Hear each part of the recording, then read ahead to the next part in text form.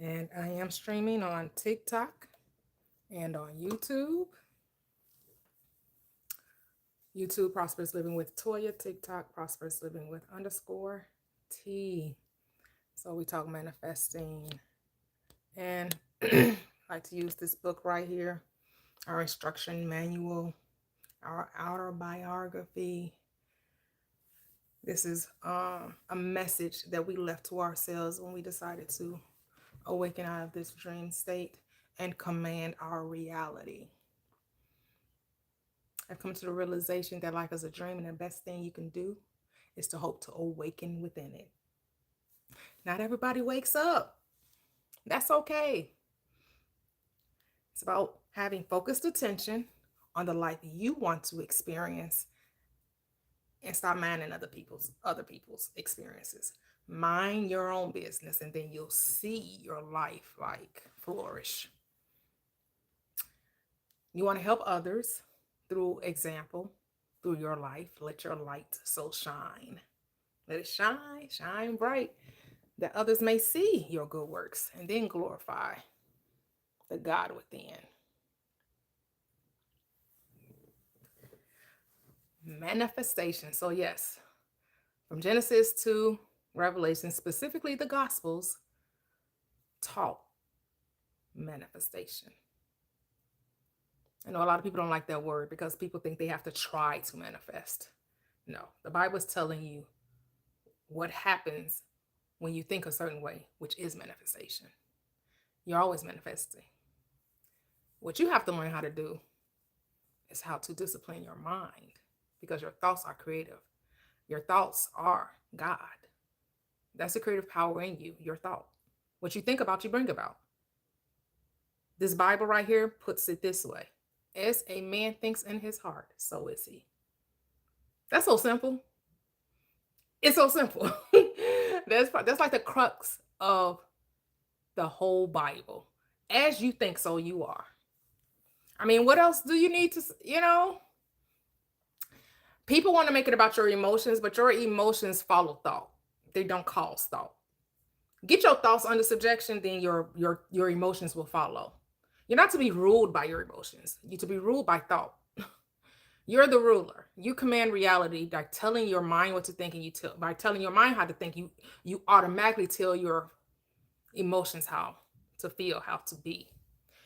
Because if you understand the script talks about the woman and water. Both are synonymous for emotions, right? And it tells you that the woman is to be what? Subject to the man, which is telling you that the mind always rules emotions. That's all it's telling you. That the mind is the cause, not the male is the cause, not the female, not right. So, and we're talking about in this when we're talking about this, we're not talking about gender, right? Because we understand that the spirit is unity. There's no division in spirit. You can't have masculine without feminine. You can't have feminine without masculine. They go together. They married. They go together. They stuck like glue, like white on rice. Hey, hey, hey, Rashi, welcome, welcome, welcome. Hey, hey, Berry Queen, welcome, welcome, welcome. The Bible's a psychological book. I mean, you'll find all the sciences held in scripture, right? You'll find physiology, neurology, psychology, which is what the whole purpose, right? But you'll also find anatomy. You'll find what I say, neurology, cosmology, astrology, anatomy, all of those. You know, astronomy and astrology. Yeah, all of it. Phallic instruction. It does seem to lean towards the male perspective, right? That's why you always hear he, because it's phallic instruction. It's male centered. Is heavily drenched in masculinity. But that's okay, because we understood, those that are awakened understand that, and understand that it's all talking about the mind. So we're not caught up in gender. We don't get lost in the sauce with gender. Now I must admit, I was lost in the sauce because I used to be a part of the religious minded. where I thought that God was even though we say God is not a man, we really think of God as a man, even though the Bible specifically say that he's not. So that's why I even got to catch myself with the he and start saying it is not it, right? But because we personalize God, and if we say she, that seems blasphemous. But you could just as easily say she.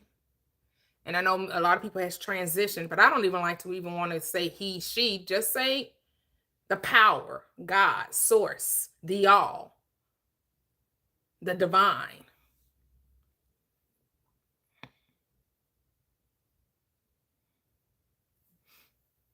Well, if it's a cult, why are you here? Move along. Not a cult. Happy 2026. Hi, hello, all love. How are you? Hey, real Cheryl. How are you? Welcome all. Double tap the screen on TikTok. I am streaming on TikTok and I'm streaming on YouTube. YouTube is Prosperous Living with Toya. Over here on TikTok is Prosperous Living with _T. And this is Manifesting Wednesdays, where we talk about manifesting our desires and understanding that this Bible, this book of books, reminds us how to use our mind to create the reality that we want to experience. That every time you read whatever story you're reading in this book, understand that it is a psychological drama. The book is all about the mind. When you read Cain and Abel, it's talking about two natures. Cain representing the nature of sense, the carnal mind. Abel representing the spiritual mind, the man of spirit. Hello, Stephen. Welcome, Stefan. Welcome. Oh, I've been amazing. Thank you. Hey, Chrissy. Welcome. Thank you. Doing great as always. Thank you, all love. Oh, well, welcome to the live. Thank you. Welcome. I come on twice a week, Wednesdays and Saturdays. This Saturday, we'll be starting our book club, and we'll be reading Neville Goddard's book, The Power of Awareness. We'll be reading the first 3 chapters because the book is an easy book. It's an easy read. Chapters are only like 1 or 2, 3 pages at most long. So I think we can, it's 27 chapters. I don't want to spend 10 months on this book. So we'll read 3 chapters when we come together, and the book club will start. It will be on both, streaming on both platforms, YouTube and TikTok, 10 a.m. Central Standard Time. Hello, Jenny. Welcome. You got to do your homework tonight. So understand that the Bible is all about your mind, and you don't have to understand that. I mean, it's not required to manifest. It's a lot of people that understand the powers of the mind and don't even know nothing, can't quote one scripture, because there we have other source materials that we can reference and understand that the real source that you want to tap into is your own. Tap into your own mind, because all of this knowledge is already within you. You just forgot. It's already there. It's already in you, just waiting to come out of you. And so the question that is always asked of the Christ, what do you have of me? What do you want me to do for you? So what do you want? That's your question to you. What do I want? What are my desires? And understand that your desires are a gift from you to you. They're a gift from God, and that you get to have whatever you desire. That you get to have it. That you can have whatever you desire.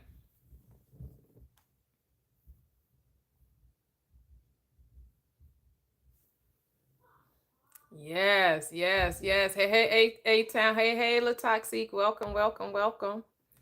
Yes. And if you have questions, you can put them in the chat. The panel is available as well on TikTok, where we talk about our success stories, our journey, how we have maybe deconstructed from religion. Specifically, we talk about Christianity, but it can be from any religion. If you have deconstructed, if you have left the mindset of thinking that there's a God apart from you or a God outside of you, or understanding that the God that you've been looking for is your own mind. That's what the Bible is about. The Bible is about your mind. And it's personified in the name of Jesus Christ, God, Jehovah, El Shaddai, anything with El in the name.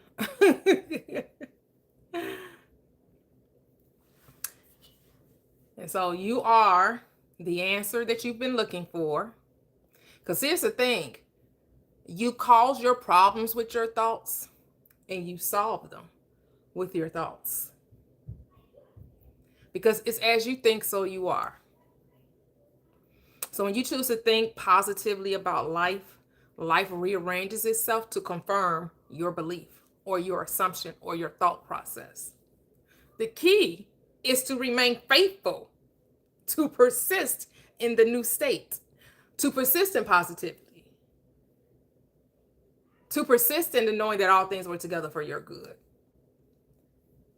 to not be double-minded, to not slide back. Now, do we? Yes. As the script says, God is married to the backslider. Sometimes we forget. Sometimes we get lost in the sauce of this dream.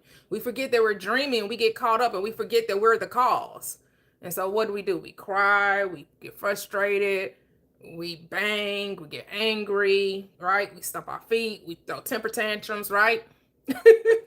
So, sometimes you forget. And then you got to come to yourself. You got to remind yourself, wait a minute. Who am I? Oh, I'm the Christ, the Son of the living God. I am the power and wisdom of the all. Let me walk according to my authority, to my dominion.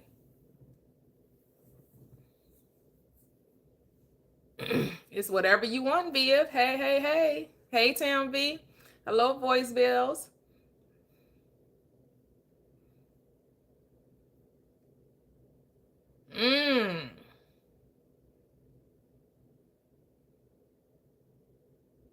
Interesting. Well, Voice Bills, that's because you're letting someone else dictate your reality. You're playing a co-star when you're the main star. Why are you playing second fiddle to your own story? Why is this not a first person narrative? Why is this about the other person and not about you?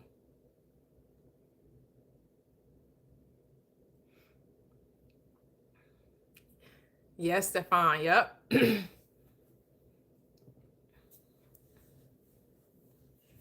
Here's the thing. This is what I want you all to understand, is that I'm not here to tell anybody what to do. I'm here to help you figure out what you want. That's it. That's it. Hello, Dorier. How are you? Oh, I guess she didn't mean to come up.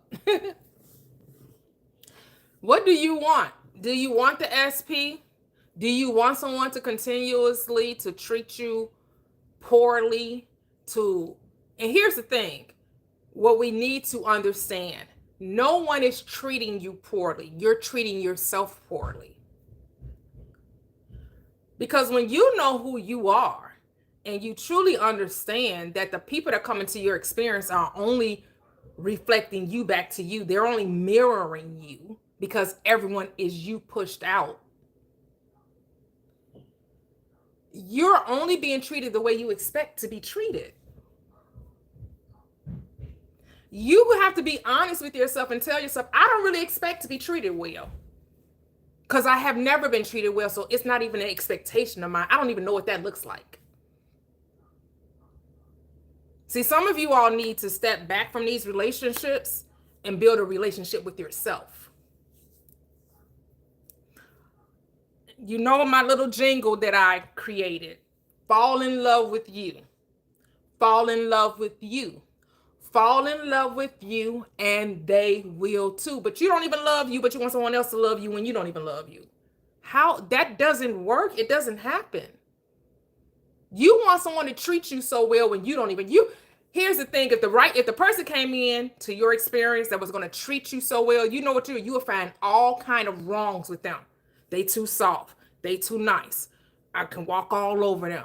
They just give too much. You wouldn't even be able to receive someone treating you well. You will find every reason not to accept that type of person because that's not who you are. You don't treat you so well. So that's why a lot of you, and it was interesting. I talked about this with one of my daughters a few months back. That whole thing with the love bombing. And my daughter was like, she couldn't understand the concept because of course some of these terms, a lot of the world doesn't know it. Some of these terms are in the spiritual community and they're not even part of like everyday life.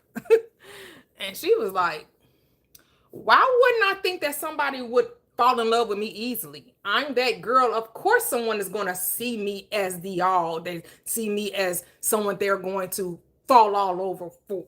Like, I'm her. Like, what? I'm not going to think that's weird that someone is telling me how awesome I am, how beautiful I am, how amazing I am, how I'm done, because I know that's true. And if they're not telling me, they're lying to themselves.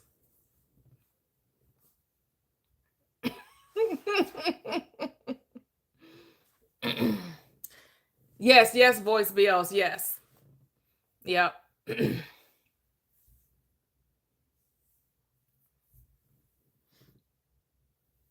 Bear down, bear down. Hey, Aaron. Yes. You say it's hard to step back in this material world. No, it's not. You have to stop saying that. It's a choice. Remember, we always have a choice. We always have a choice. Always. See when you reference when you say hard, I reference the script, this manual, our instruction manual, basic instructions before leaving Earth. See, it tells you that the yoke is easy and the burden is light. So actually, it's light and easy. It also tells you in Proverbs that the way of the transgressor is hard. So who's the transgressor? The unbeliever, the one that has no faith. Then yeah, life is going to be hard for you when you don't believe that things can happen for you, when you don't accept the possibility that things can be great. Then yeah, then you're always trying to figure out how to make it so, as opposed to living in the flow and know that it's already so. That there's nothing you need to do but step into the state, accept the reality that it already is whatever you desire.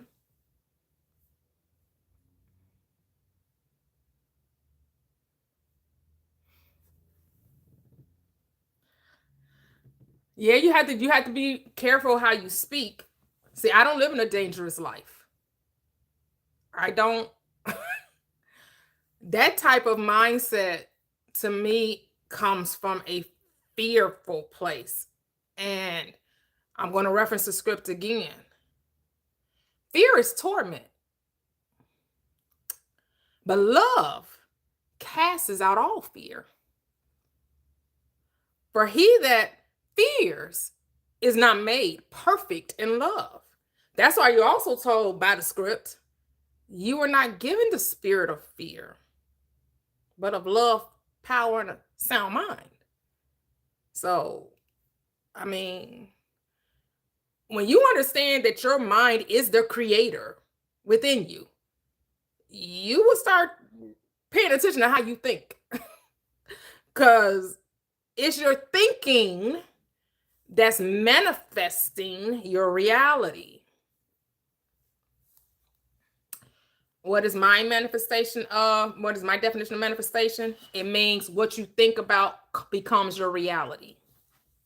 You are the total. Your life is the sum total of your beliefs. That's manifestation. How did the script say it? Paul said, "Great is the mystery. God manifested in the flesh." What does that mean? God became man. God became visible. God became tangible. That's what manifestation is, to make something tangible, to make something that you could detect with the five senses. Well, then that means you manifest every day and all day long, right? That life is a manifestation. That you don't have to try to manifest. I mean, I know a lot of people don't like that word because it seems to be a spiritual word. but it's not. It's a life word. Life is a manifestation. The thing is, it's not about how to manifest. You do that naturally. The question is what to manifest.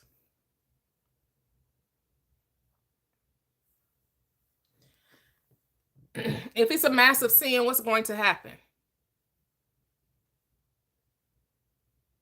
What's going to happen? Yes. That's beautiful. Yes, revise, revise, revise. Bad things to who? See, I don't live in that world. I don't know nothing about that world. I'm no longer under the guise or the indoctrination of religion. I know with a certainty that there ain't no hell to put nobody in. I know that. Like, I know that I know that I know. Like, I know that ain't no hell to put nobody in. That your hell is created through your thoughts. You torment yourself. That's your hell. You torment yourself with fear, with doubt, with limiting beliefs. That's your hell. You ain't got to go nowhere. It's right there in your mind. You do not have to go anywhere to experience hell. It's right there with you. Your thoughts.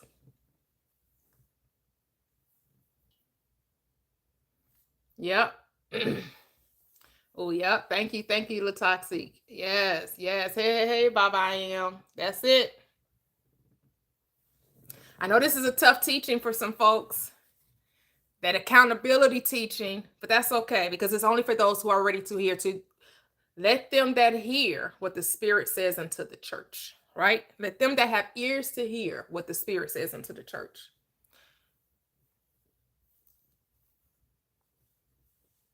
That's it, voice bells. That's it. The Bible simply a manifestation guide to conscious creation. That's it.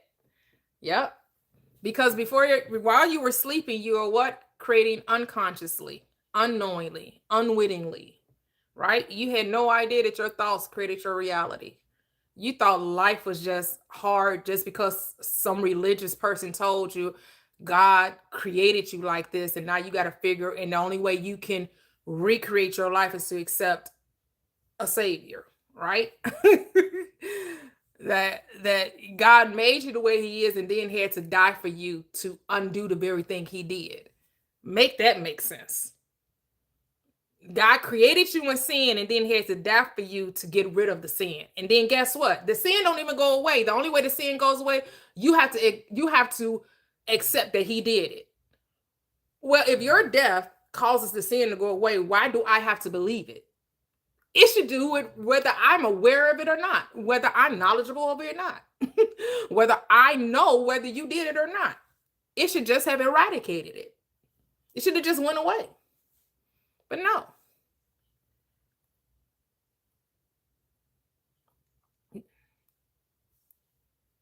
Yes, yes.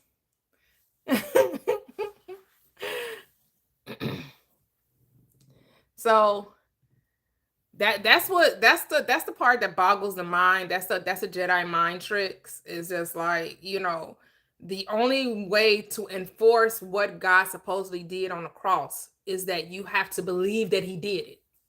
Because if you didn't believe it, then that means he didn't do it. That makes the power null and void. How are you an all-powerful God if I don't believe it makes it of null effect? Come on now.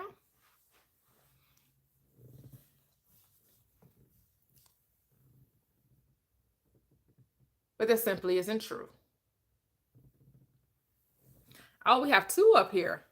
Hello, I didn't even see you up here, voice bells. How are you? You can unmute.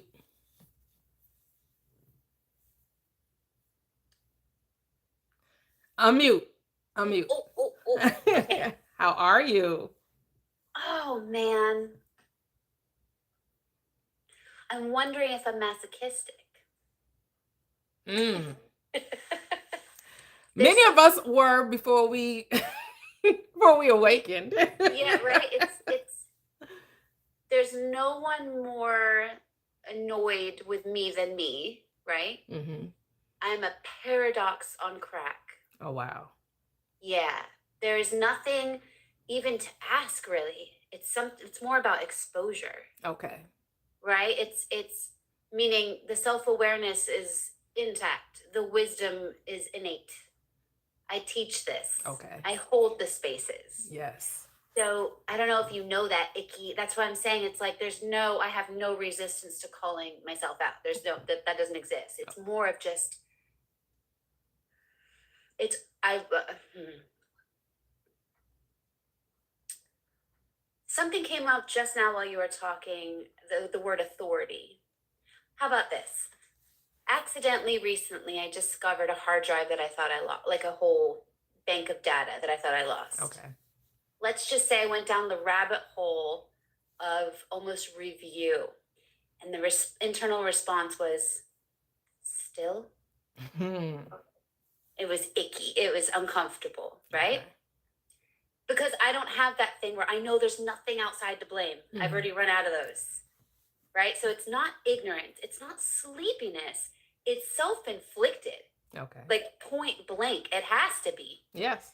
But that's for all of Now, us, not just sure. no exceptions. But I mean conscious, which is even worse. You know what I mean? And then you can't run away from yourself. So you're like, there's nowhere to go. And Because here's the question I want to ask you. You think it's something wrong with you?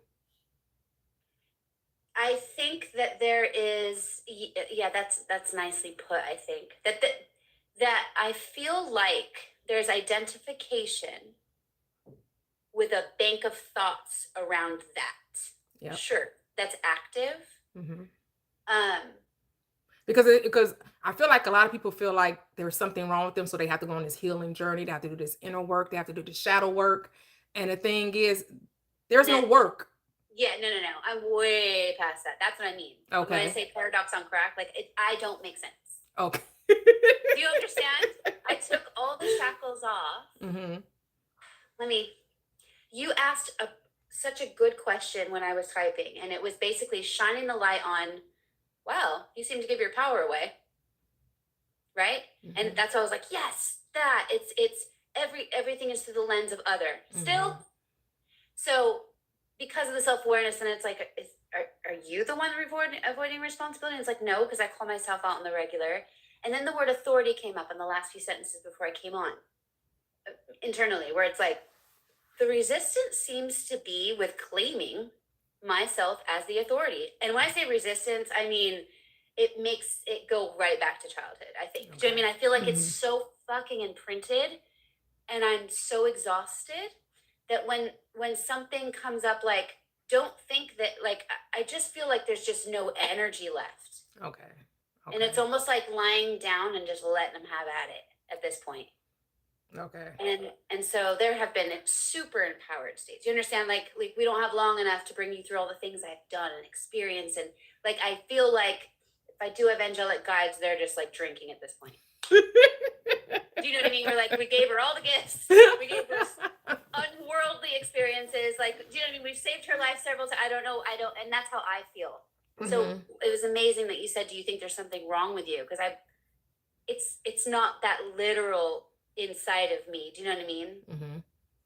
Does that make sense? Because I've always been different or whatever. I don't pay attention to that. It's more like, well, when I said like something's wrong with you, like for whatever reason, there's a deep down belief, and even though you've done all the unpacking and you've done all the techniques, there's still something, a part of you that finds yourself unworthy.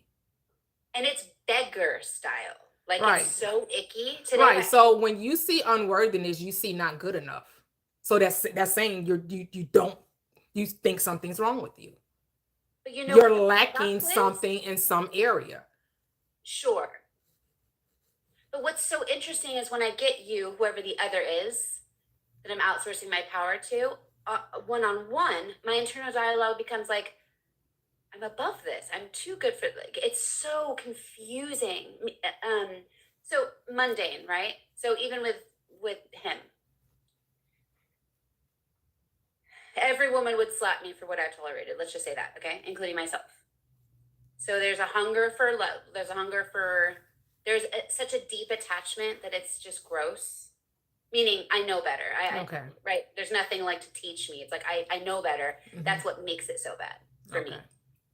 So, but here's the thing, intellectually, you Yes. don't know it spiritually. You have not embodied it. You have not embodied it. You know it from, like, yeah, I can tell you, I can break it down, I can give it to you in word, but I don't have it in consciousness. There's that layer, yes, of when I said I found the hard drive and I was like, still, the line I was looking at was that one where it was like, you still have, that's how it sounded. It was like, but you still have never, because I've been a singer, right, my whole life. I've been on stage, I've been a model, I've done all the things that people would be shit scared of doing. But what I'm saying is only you know what's going on inside, right? So I would see a pattern. Wore so many hats of authority, in fact. But the line I saw was like, but everywhere you've been, it is that. It's like you always felt, what is it? It's not like more like how I feel about me. It's more like the lens of others. Like you never felt like you would be accepted or cherished or valued. It's the fear of being alone.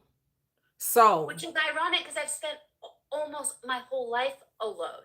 Yeah, but you're willing to accept what you're accepting, so you don't have to be. True. So, because if you truly loved you would not be accepting this. Anything less than love would not even be a realm of possibility. But because you're not even willing to let me sever this relationship so I can get back to me, and then let it come together organically, right? Which that's means the part I wanted to call out was when I do that, I notice actually what's really underneath the doing of that is like, you back, right? Like it's a defense mechanism. It's a reaction from pain, it's very different than what you're describing, right? I mean, it's all the same thing. We just put different labels on it. It's all the same thing. I just mean, however you want it, the terminology you want to use. I don't want to get caught up in the labels and the boxes and what you want to put it in, what box you want to put it in. And when it all comes down to it, yes, either fear or love. Either you're loving yourself enough, or you're fearful of something enough. Shit scared, yeah. So now it's just all about loving you, and that's a choice you have to make that you have not made. You have not made the choice to love you. And so until you make the choice to love you, that's when the fear dissipates. But as long as you keep saying, well, I need him to love me, I need him to love me, I need him to love me. Well, he's like, well, I can't love you until you do. I can't love you until you do. Well, no, why can't you love me in spite of me? You want him to love you regardless of you. And that's not how it works. He's your mirror. He's your mirror. He's your mirror. He's your mirror. He can only go as far as the story you tell. Why would you say that when something I've observed is when he's in my presence, right? When we're together. So 7 years, we're on the 8th year, you know what I'm saying? And then 1 year ago, January, we stopped living together, right? And then it's just been this loop of like him going in, out, based on, please hear this part because this is where my loop is like how it gets to like hard to imagine something different now, which is what's so painful. Which is like, basically he's saying now it's on my watch. I do what I want with no repercussion. You know what I'm saying? Like, you don't like it, basically F off. But then the one time or two times that I have actually felt like I'm like, boom, like self-love, calling me 80 times, and then I'm grossed out by that. Because it's about control. So what I'm observing as far as my story is like, it's all about control because you're scared. So I'm saying him is scared. I'm seeing him as not self-loving. I'm seeing him as manipulative, right? So this last round that just happened, it's like anytime I feel like I'm like basically expecting accountability, I like the healthy. I like talking through things. It's fine. I can go through every fire. I've already done it. But it's just unacceptable, basically. Who are you? Like, I'm almost afraid to say online what he said last night. It's basically your job is to shut the fuck up, be pretty, and be quiet. And I was like, right? Like, what do you do with that? So for me, I just get so sad because I'm looking at you and I see the God in everyone. So I'm just like, wow, like you're malfunctioning so hard right now. Do you know what I mean? You're moved so far away from your heart. But you see how everything I'm saying is in my own experience about him. Yep. So outside. So all that energy is there. Then you go out throughout your day and you're like, ew, and it's always, yeah, it's very disempowering. And the Mhm. reason I put my hand up is simply because I can't seem to rescue myself. You know what I'm saying? It's just, Yeah, and the thing is, nothing's going to change until you really want it to change because no amount of talking about it is going to do it, right? You have to be sick and tired of being sick and tired, but you're not there yet because you like the tennis oh, match. You the like the what? back and forth, the tennis match. You like the back and forth. So the Back, masculine thing back, back was and on forth. You was like on it. point. Yeah, you like the back and forth because it's drama. You're living for the drama. You're living, it's like exhilarating. It makes you feel alive. Like you're addicted to the drama of of playing the blame game. The Ooh. thing is, the game is a one player game. The So what if I game you're talk to playing is myself? with yourself and you think it's with another person. What game am I playing with myself does it look like in that regard then? The manipulation, the control, the belittling. To myself? Yeah. He's just mirroring you. He's reflecting back to you. Everything that you just mentioned about him is really you. He's not a separate person. He's not a free will agent in this story. This is your story. This is he is your character. You wrote him into your script and he's just playing the role you wrote out for him. And everything you just said about him is really things about you. And that's the part that's hard to accept, So that even what I Big see Mama, in him is only what I see in me because I can only see my own consciousness. it's true. That's what I'm saying. I know this. Even Big Mama just echoed it, right? It's like you're giving him so much power, and he's showing it. So it's like, I'll hang up now. But that's the illusion because there is no him. He does not exist. He's a figment of it. He's just there playing a role. So you mean the fear that comes up around the whole, I know I should be like, go fuck yourself, bye, and then expect, right? And then again, you're making it about him. Damn it. Why let's remove him out of the equation. Okay. What do you want?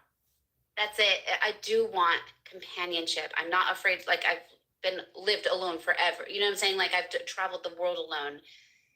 When I whittled it down, got really honest in my heart. What do you want, Carrie? I want to be cared for. Like I want to know what it's like for someone to say, I got you in the way I do. And who should that come from? But because you said, what do you want? I do want that. But who should that come from? I got you? Yeah. You mean with me and me, right? Yes. Yeah, that's the thing. You see my hair? The thing. You touch my hair? The thing that you're looking for someone else to give, you have to give to yourself. You got to first give it to yourself. And then the loveless never find love. Only the loving do. And here's the thing, you already love you, but you're masking it with fear. You're masking it with trepidation. You're masking it with, I'm not this, I'm not that, I'm not. And it's never about what you're not. It's about what I am. That's the line too, by the way. It's always been, I can tell you what I don't want. Yep. I mean, forever. Yep. Focus on what you want. Focus on what you want. Can I chime in just a little bit? One moment, Big Mama. I'm gonna bring Aaron in, and then I'll get to you. And I'll mute. Yeah, thank you. Voicemails. Hello, Aaron. How are you? Thank you. Hey, you're welcome. I'm just chilling. You just chilling. Bear down, baby. Bear down. Bear down. No, I had to come say hi. Hello. Yes, Saturday we're in the playoffs, baby. We're in the playoffs. My jersey's in back order. I'm so upset. Oh. I'm buying the Caleb Williams jersey. Oh, are you? You know I Nice. am. Yes, I gotta get here. I gotta get that one too. I have several jerseys. I'm like, nah, I gotta get a Caleb Williams jersey. I want a Caleb Williams jersey. Them do. Yeah, I gotta get me one of those. Yeah. But yeah, I'm just chilling. I'm listening, vibing. Okay, cool. Yeah. Okay, cool. Well, all right. I'll let Big Mama step on in here. Hello, Big Mama. You can unmute. Okay, hello. So I'm not sure if you remember me from a long time ago, but I was one of the ones who was going through the cycle, and I ended up manifesting mine, and I ended up losing them again. Okay. But that's not the point. I know that he's easy to get back. This is what I'm just trying to share something that I learned, because I hear voice bells kind of going through the same thing that I was going through. It's like you get addicted to writing a terrible script to somebody and then blaming them for how they show up to you. You have to know that you are loved. You have to know that you are chosen. And just, with that, you start assigning people better roles, especially if you're going to trust in manifestation. You can't be 1 foot in and 1 foot out. You have to either do it or not. And let me tell you something, I pretty much tortured myself with it. And then I'll come to her lives like, man, he's showing up like this, he's showing up like that. And she's like, well, look at what you're saying, look at this. Like, who are you choosing? Mm-hmm. You have to give yourself these things before you can expect for somebody else to show up that way, And I'm saying this because I just recently went through it again. I fell victim to my own self. I started writing terrible scripts, handing it to them. You're going to do me this. You're going to do me that. Because I don't feel like you could show up in these ways. I feel like, since you probably showed me some things before, let me just go ahead and keep writing a script because I don't feel like you could change. Either you want it or you don't. You know what I mean? And that's what come down to it. And once you just get enough of yourself, not even them, it's going to be yourself that you get enough of first. Because it's going to start making you feel insane. You can't do one thing and expect another. You got to be really conscious about where your brain is at. You have to sit yourself down, even if you need to write it all down and be like, where have I been consciously? And if you don't know where you've been, look at how he's showing up to you. That'll tell you where you've been at consciously. You know what I mean? If you need to write you some affirmations and affirm or meditate and, you know what I mean? Just give yourself that love within.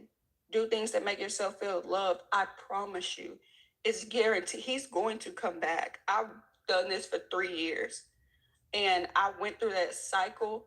I almost went crazy 15 times probably in this cycle because I did it for 3 years, and I kept assigning him this terrible role. And I'm like, I'm creating a monster. Like, what am I doing? And I think it was one of your lives that I sat in, and I just listened all day. Like, I just listened you were on for probably about 4 hours. I listened all day. And I was like, it's me. Like, it's me. If manifestation is you. And that's really the whole point of it all. It is you. It's not about them. So when you keep saying, but they're doing this and they're showing up like that, it's you. Don't choose to see it that way and know that it will change. You know what I mean? Like, you have to have faith in something or you're going to fall for everything that's going on. Yes. But that's pretty much, what I wanted to say, just from somebody who was thinking that someone had all this power. It was a point where he was telling me it. Oh, yeah, I could do whatever I want to my baby mama, and you're going to accept it and this and that third. Because I was thinking these things to myself. Like, he got the best of both worlds. He come to me and go to somebody else because he know I'm down for him. You have to be conscious of the things that you are choosing to think. And I promise you, it's going to fall out. The 3D is going to crumble, and your new script that you are handing out is going to start playing out. It's either you do it or you don't. You can't teeter-totter and join 50 lives and consume all this content. You have to be the doer and not always the hearer. You have to do it. And that's just is what it is. Yep. And what I realize is that people center other people than themselves. Because when I hear you all talk about relationships, it's always about the other person. It's never about you. It's always about they're doing this, they said this, they said that. They're only saying what you're saying. So if you can take them out of the equation, and like I tell you guys about, because I'm married, right? And how I was able to manifest even before I knew about manifestation or the law of mind, right? I did have a revelation to realize that the men I kept bringing into my experience were the same. They were just different in different masks, but I knew that they were reflecting me. And the moment I decided to see men as human, stop dehumanizing them, stop making them be these monsters that have no feelings and no emotions, and they're just robots out here trying to bang every woman that they could get. You got to change that mindset. You cannot look at men that way and think you're going to get a good one. It doesn't happen. And so the moment you change that, the moment that switch flips, then it's not about what they're doing. It's about who they are. Who do you say that they are? Well, my husband is an amazing father, an amazing husband, an amazing man that cares about me. This is a reciprocal relationship. We enjoy one another. He makes me laugh. He's funny. He'll do anything for me. There's nothing that he won't do for me. He looks out for me. I don't open a goddamn door ever. I don't drive a car ever. Like, what are you saying about the person? Because that's how they're showing up. Because they're showing up as you see them, not as they are. So how do you see them?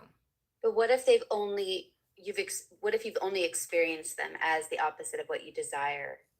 Can you just let it all go? But that's because you have certain beliefs around relationships, and they're just confirming your beliefs around relationships. That's like the relationship I got into with my husband. I was by myself before I manifested that. I had to do some change within me before this relationship came to be. Because had I not changed within me, I would be still experiencing those other relationships. Men that was uncommitted, players from the Himalayas. They were all about, not because that was my mindset. That's how I thought of men. The moment I changed how I thought about men, my experience changed. It's just that simple. Keyword change. You gotta do change. You gotta change. You The focus is trying to make them change. Nope, doesn't Yeah, you happen. can't trick yourself. Don't. You cannot trick yourself. You cannot change You gotta be a nobody. different You person. right. You cannot change anybody. We're not here trying to change people. We're about changing self. At this point, though, the change that comes to mind, the only one I have not done is saying no. This is not good enough. Then say no. Right. Don't accept it. Did you guys see me run to the closet? Just before I forget for the fifth time, are you familiar with Alexander Dwayne? No. Please remember that name. It's just his capacity of breaking down scripture. You will fall in love with him. I think Big Mama, aren't you on his Telegram? Yeah, I just want to let you know.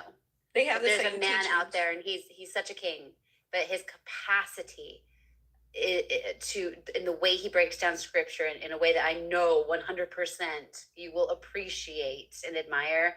It would be a little bit selfish not to share that name. That's all. Okay. Oh, Just thank you. an FYI. Okay, thank you. No you. worries. Welcome everyone in the chat. Hello, everyone that came in. Welcome. Well, I am streaming on TikTok and on YouTube.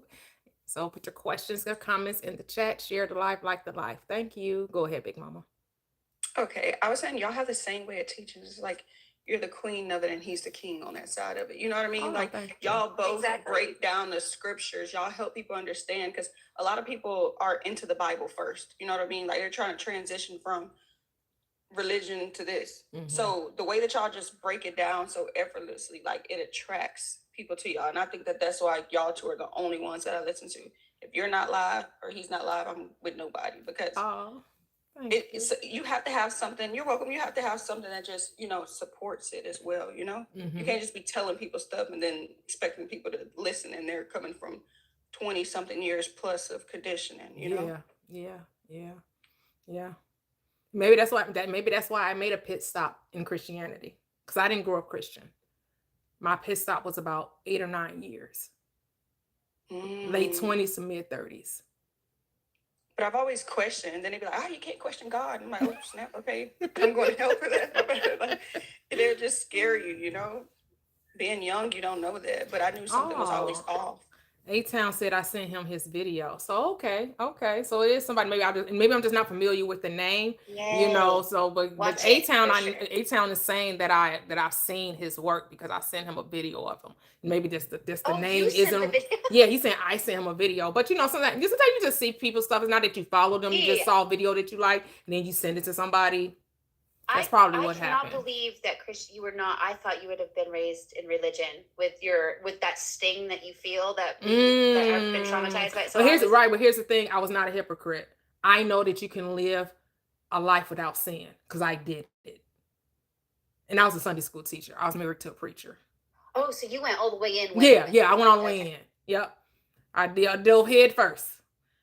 I went all the way You in might there. appreciate this. When I dug to the deepest layer I could, like you were saying, with there's something underneath there, Carrie. Where I got to, and this was via the money block, right? So just so you know, all this what I'm tolerating goes hand in hand. It all comes down to survival. Okay, so I left the country to come back to America to be with him, and so now I got nothing. You know what I'm saying? It's all so vulnerable.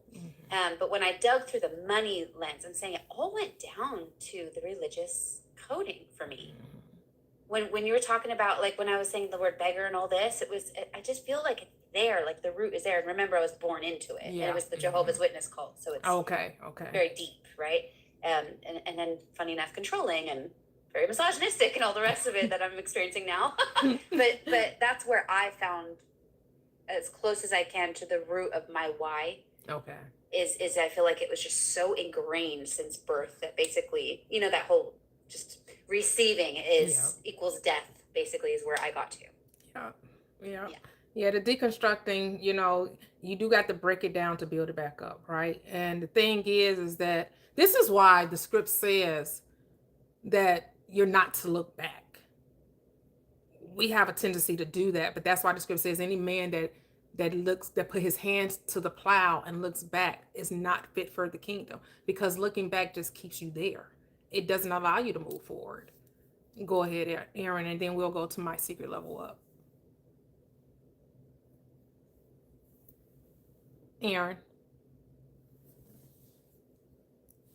if you're speaking, we can't hear you. I can see you're unmuted, but we can't hear you if you're speaking.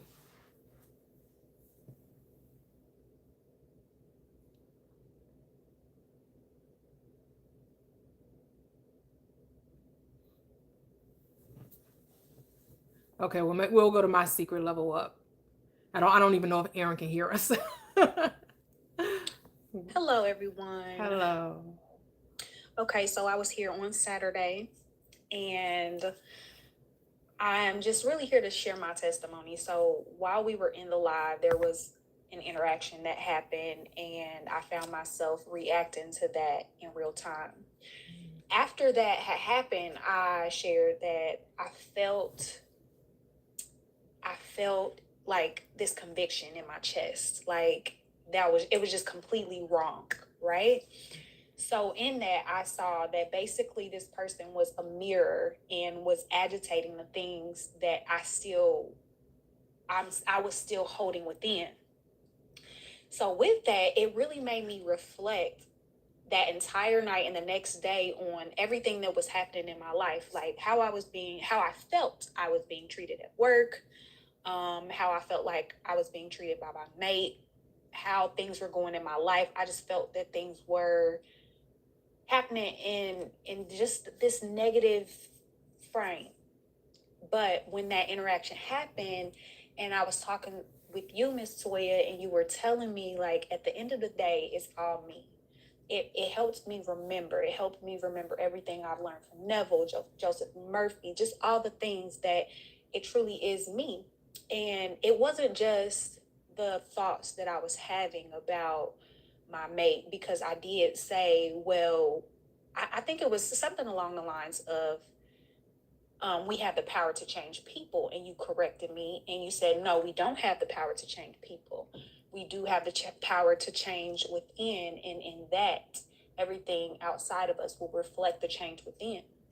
So I took that and I applied it. Once I applied it, it was instant. When I say it was so instant, I was also, like I was saying, I don't know if I shared, but I was having rashes on my body. I was dealing with some health issues. Like I just wasn't having the energy that I wanted. As soon as I made that change internally, I no longer wanted to change the people at work. I no longer was pointing fingers or blaming my mate or blaming anything. I had some time to sit within myself and change internally, and I just flipped that switch back to who I remember myself being when I was joyful, when I only thought positively about anything and everything that happened in my life. That's when things started to really switch. And when I say instantaneously, the rashes completely disappeared. I no longer had any problems that I was having before. When I went to work, everybody was just so loving and warm. The way that my mate is treating me is just complete, like he was treating me in the beginning. And it truly was me, and it was that reminder that I needed. And just hearing what Voice Bells was saying, I just wanted to get on and share my testimony and show her also that it is within. It's how we feel within. And for me, it wasn't just only me pointing fingers at home, but I was also pointing fingers at work. Or if something happened, I would blame the person outside of myself. Or, it was just me nitpicking. And it also took me to I want to say it was Matthew 22:39. Thou shalt love thy neighbor as thyself. So if I'm pointing fingers, or if I'm making someone else the culprit of what's going on negatively in my life, then guess what? That negativity is truly, it's going to start to manifest. But then when I really started to look at everybody lovingly, no matter what, whether they do something that seemed to be irritating or seemed to be negative, like not condemning them or not looking at it as a negative, and just letting people be, that is truly when everything transformed for me. And I mean, just from that reminder on Saturday, I'm just so grateful for the reminder. I'm so grateful for this community. And when I tell you everything has changed and shifted like magic, it was just truly like magic. That's beautiful. That's beautiful. Yes. Yes. It does seem like it's magic, that's why some people call it witchcraft, but it's the wisdom of the craft. That's all which is. Right. And so when you understand the law of mind, and it really is that simple, it really is that easy, but we just make it difficult, because how can it be that easy? Right. Can't be that easy. All I got to do is think differently. Yeah. Mm-hmm. Yeah. But you have to choose it. Yeah, it truly is a choice. And I know that sometimes it can be easy to, depending on the environment you're in, because if you're in I feel like when you're in a predominantly negative environment, or you're around someone whose energy is a little higher than yours and it's more negative, like I feel like it's kind of like an overpower I don't know, I feel like it's like an overpower that takes over, and it's like they rub off on you. Well, with that statement, now we're creating an idol, and now we're saying that you're thinking it, right? So who's saying that is negative? You are. Who's saying it's more powerful? You are. You get exactly what you say. That makes sense. So like, you're the only thinker in your reality. If you didn't say that their energy was negative, it wouldn't be. You know what? Here, we're not giving people the benefit of the doubt. We're not extending grace. We're here judging and condemning. Because how dare they be in that mood? They messing up mine, really? How their mood messing up your mood? What does their mood have to do with you? Other than the fact that you're recognizing, thus you're creating it. That definitely goes back to what Voice Bells was saying, is like having some of that conditioning from religion that'll come up. And that was another reminder that I needed. Yeah, because a lot of people like to say, I went to the room, I felt the energy of the room. No, you felt your energy in the room. What you mean you felt the energy in the room other than your own? You decided that something outside of you can make you feel the way, and then gonna blame the something outside of you for making you feel the way. Interesting. Okay. You get to have it your way. This really is Burger King. Ooh, when I say I needed this reminder, again, I needed this to really ground me in it, because I was allowing myself to be. I was just. So what would you say? Because I don't want to. I feel like sometimes I use my words and they in my. It's And basically I, you're letting people steal your joy. Remember, I talked about this with I talked about the conversation I had with my daughter on Saturday, and it's about the confidence that you have. And the thing is that we're afraid to be confident for some reason because we're scared that other people are going to see it as arrogance. Well, no, they're only going to see it as arrogance because you're not at ease with your confidence. People love confident people. People admire a confident person because it inspires them. But when you're not really sure, you're pretending to be confident. Now it comes off as arrogance or conceitedness because you need people to see how confident you are. No, just be it. You'll naturally see it. You got to put. You don't have to be performative, right? Like why we just can't enter the space and because I'm there, the light must be bright. Other than let me go check out the room temperature. You are the room temperature. Like what? Why you got to try to test the waters? I got to test the room temperature. You don't need to know who I. You are the room temperature. Do you not know you created the whole thing that you're experiencing? You wrote the script. You the one decided to go to that place.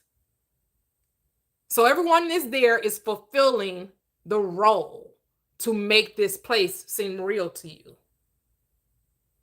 to bring about this experience. That's how you know where you live. That's why you know where you dwell. And people need to be honest with themselves. They need to recognize, oh, they dwell in negativity. And then forgive yourself for being there. And then let it go. Forgive and forget. Okay, I created it. Guess what I get to do? Recreate it. I don't have to accept what I'm experiencing, what I'm feeling, what I'm thinking. I can what? Repent. Think again. I can change the way I'm thinking. Like you said, the moment you decide to think differently, it was like magic. Everything changed. So the only reason that we find ourselves backpedaling is because we allowed our mind to go elsewhere. We allowed our mind to what Backslide. You backslid. And what scriptures were you? I don't remember the scriptures you were referencing. That's the difference with me. I don't try to remember the scripture anyway, since I don't necessarily teach the Bible. I reference it. And so I don't try to anymore try to remember. Oh, some scriptures I do remember where they're found. Now I don't make that a necessity for me to remember anymore because I'm not a teacher. I don't teach the Bible. I utilize it. And so I reference it for my own personal reasons and those who resonate with what I'm saying. Okay, but as far as telling you, you can find it in Galatians this, or you can find it in John I.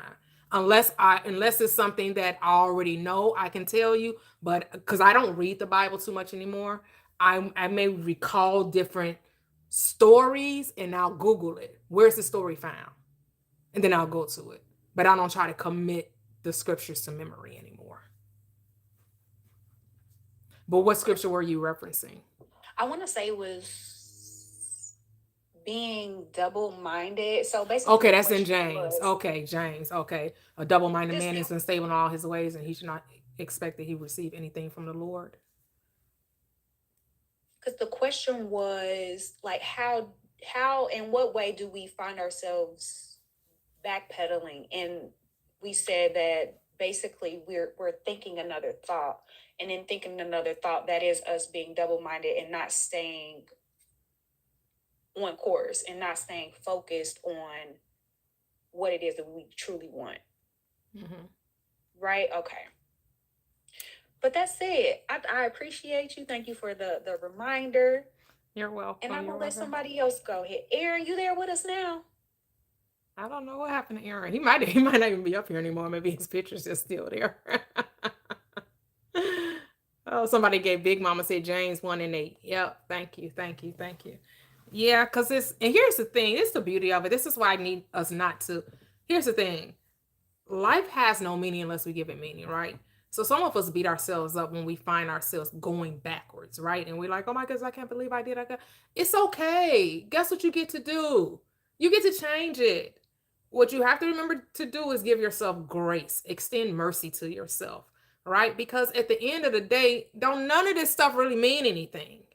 Like, it's not like there's this big judgment coming at the end of life, right? The only thing is, the worst thing that's going to happen is that you're going to experience your thoughts. But guess what you get to do? You get to repent, which means you get to revise whatever you just experienced. You do not have to accept it, right? But if you're tired of being on the hamster wheel of life and you're tired of experiencing the Groundhog Day, it is going to take you deciding what you want and then remaining faithful to that decision. But the thing is, many of us get caught up in the circumstances. We want to say that we see or we believe ourselves to be different. Okay, I made the change in me. I'm going to think positively of my mate. I'm going to see them as this amazing person. I'm going to see it. And as soon as they get off script, we react to the old script and then get mad at the actor. No. You should be mad at the script, not the actor. And why should you be mad at the script? Because you wrote it. But the moment you start reacting to the old state, that state what? Dies. It dissipates. Remember, I'm using the analogy of cutting the head of a chicken off, right? We saw it in cartoons. That's the only time I always seen it, because I never seen, a live chicken with a head cut off, right? That it appears to still have life. Even though the head has been chopped off, it's running around as though it has life. But it doesn't have life because the head is gone. Once you chop off the head, it no longer has life, even though it appears to have life. Same thing with your circumstances. Same thing with your relationships. When you've decided to cut it off at the head and give it a new state, even though that circumstance may seem to be alive and well, you have to be like, no, I already changed the script. That's not the script I gave you. So what we do, we don't react to the old state. We don't react to it because that's confirming to yourself that it's no longer true. It's no longer alive. But every time you react to it, what you do, you resurrect it. How are you reacting to something that doesn't exist? Your reaction is confirmation of its existence. Your non-reaction is confirmation that it doesn't exist. Because you can't react to something that does not exist. Impossible. So train yourself not to react to something that is dead, that no longer is alive. And again, if you do, so what? You did. Change it. That's it. This is what I would do. So me being a mom, having teenage kids when I first came into this, and I would say, okay, I'm going to deal with my children differently and not scream and yell so much. And I would find myself doing it. What would I do? I wouldn't go apologize to my children. What I would do is I would recreate the scene and say, well, actually, when they did that, I didn't respond, or I didn't say anything, or I didn't do anything. So even though in reality, I did it, I acted from the old state. When I recognized I acted from the old state, all I did was what? Changed it in my mind. I revised it. I didn't accept.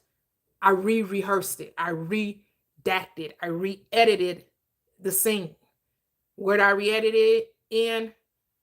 In my mind. I changed it in my mind because that's where everything begins and that's where everything ends. In the mind. Yep. Revision, revision, revision. Revision is your friend. Revision That's is your exactly friend. what happened to me. He came back. So he had abandoned me for Christmas, blah, blah, blah. Said his mom was in town. That brought up a lot of triggers because it's like, why am I being hidden? What is going on? And then suddenly came back the day she quote unquote left. And all of my spidey senses were like, I don't think his mom was in town. Turns out, so then he came back. We had a beautiful time, right? Spent the night. It was beautiful. And then I went to his house the next day and saw a bunch of evidence where I'm like, it was his ex. Mhm. He brought his ex into town because he wanted to see his daughter. Da, da, da. And I asked him several times, and he lied. So yesterday on the phone, my desire was to have a healthy conversation, to be acknowledged, right? And so what I'm saying is I reacted, like, because he was like, yeah, of course I lied to you. And he minimized my pain, and he was super disrespectful. And so all day today, it's just been, that the mind was just so reactive and a lot of like the opposite of grace, right? Which is like, should I have done that or not done that? And just the confusion of like, I thought I was honoring myself, right? Mhm. And then, do you see what I'm saying? Just spiral, right back to the old identity. And I felt it. I was like, no, I'm here again. Like, damn it, it's only been a day. Right? But I guess the question you have to ask yourself: why are you with someone you don't trust? it's this is where I can't find where the addiction actually is. This is why I'm so confused still, which is like, I know that I'm the creator and I am so hell-bent on experiencing the version that I prefer. And so Yeah, I but give let's talk about outside in, right? Because that's how most people want to look Okay. at it. They want to look at outside in. So we're gonna talk about why are you with someone you don't trust? Because you want to keep making it about him. Okay, let's make it about him. Why are you with someone you don't trust? he would literally be nodding his head with you right now. Because you're gonna keep reverting back to, okay, he has control, he has the power. You're just a character in his reality. You just a code. You just It goes background back to- noise. Yeah, it goes back to, again, if I'm honest, it's not a preferable answer, but it's the truth for now. The internal experience is watching myself kind of demand him to be the version that I know exists, right? And it's like But you're not demanding none of yourself. to be Why the does version- he got to be certain when you're not? You want him to be something that you're not willing to be? How does that happen? Like, what we Can doing? you- What can we you go- doing? Can you go more detailed, like what you mean? Like, So you're saying I need him to show up as this person, right? I know he has the love in him. I know he has the commitment in him. I know he has the resolve to be faithful. Are you faithful to yourself? Are you committed to yourself? does that go back to the part where it's like any other person we go like say go fuck yourself? This is not good enough. Say that again. I didn't hear the last part. Sorry, I said, does this go right back to the part where it's like the change would be where I say go fuck yourself? This is not good enough for me. And I'm being cheeky in the way I'm wording. I get what it. you're Is it- saying. I get what you're Is it, saying. is it that? I Is get it. But is here's the that thing. change? I asked you about you and you made it about him. Well, I'm just referring to is Right. It, But I need you to sit with that, right? Because okay. you want to make it about him. But I'm asking you about you. Are you committed to you? Are you faithful to you? Do you have a standard for you? That's what I mean. Doesn't that imply why aren't you why, like, because you're like, why are you with someone that isn't basically giving you what you prefer? Right.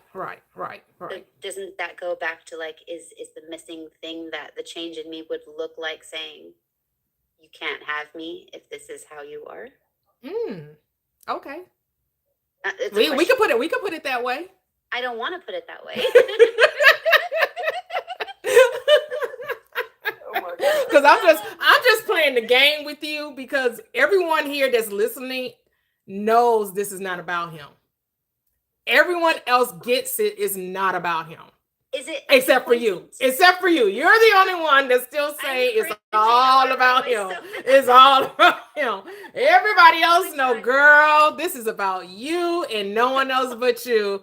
But for some reason, But do you mean like the internal game being you're observing me, someone not knowing that they deserve the love they desire, or do you mean literally like in the external reality telling him no? Like, what is it? it can be both. Here's the thing. When you choose you don't have to tell him anything.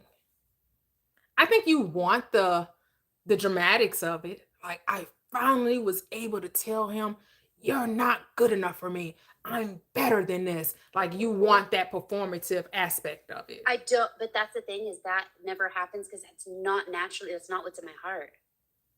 I'm not that girl. Like, if I was that girl, I would have slit his tires. Well, you want the courage to do it. Right. So you want to do it. You want to do it. You just don't have the courage to do it because you don't want the finality of the relationship. Because here's the thing why you don't want to change. This is it in a nutshell. Because if you change, he may not be around. And you ain't ready for that. You don't want to be by yourself. Because if you change, what if me changing means that we're not together? You're not ready. You don't want that. Because you want to be in a relationship more than you want to be happy. Apparently. Yes. You want to be right. I'm right. He's this, he's that, he's that. Okay, you get to be right, but you ain't happy. So you're right. Everything you said, he's not. You're exactly right. So then that leads me to, because I do all this inside, right? I go, this is the loop, right? It's like this and that, and this and that. So let's go there where it's like, okay, so let's talk about me third person. And then she finally did it and chose herself and he wasn't around. Then I would go and raise my hand again and go, but don't I create my reality? Don't I choose how he shows up? What do you say to that? Here's the thing. You're in fear of the unknown. Because we don't know if you would be together or not be together. Because for all I know is that, yes, you wrote the story, you changed, you see him as the knight in shining armor. The thing is, you're not writing that into your script. You're making it a this or that instead of a both and. This and that. You're making it this or that. So until you decide that your script says we live happily ever after. You know what's so funny about that, Trish? It's not going to be happily ever after. No, but this is so funny. Because the mirror again is like, when you said this or that, I can hear all the times I'm like, why are you so black or white? Why does it have to be this or that, Lou? Okay. Yep. I love being called out. Thank you so much. You're welcome. You're welcome. Hello, Mia Slay all day. Mia Slay forever. How are Hey, you? Mia Slay all day. You done added a new name. I know, right? Because I'm making it rhyme. You know how I am. You and your rhymes and your bars and your songs. Let me find out you a rapper. Girl, maybe in the next life. I see you next lifetime. See? Find out. I swear I can't see nothing but you at a party with a drink. I could just see Toya. Yes. But no, I was listening to the conversation. I was out running errands, coming from work and everything. I was like, let me hurry up because I didn't know how long you had been on. But yes, I'm loving the conversation. I'm agreeing. I'm listening to everybody's stories and is it voice bells about her and the SP? Mm-hmm. Yes, been there. And like it's interesting that your SPs can be your mirror, but yeah. And my special SP, my husband, that I'm manifesting. Yeah. It's very interesting because, and I really like it about him. And I really think it's really special when someone wants you to choose you. Mm-hmm. And he always tells me to make sure that I love myself. Yeah. So I'm like, look at my mirror telling me, you know, and it could be him using his mirror. But that's something that's really important because that's how I kind of sabotaged our little dating relationship the first time. Because I didn't love myself enough to know that I deserved a man like him. Okay. Because he was the first person I dated after my divorce.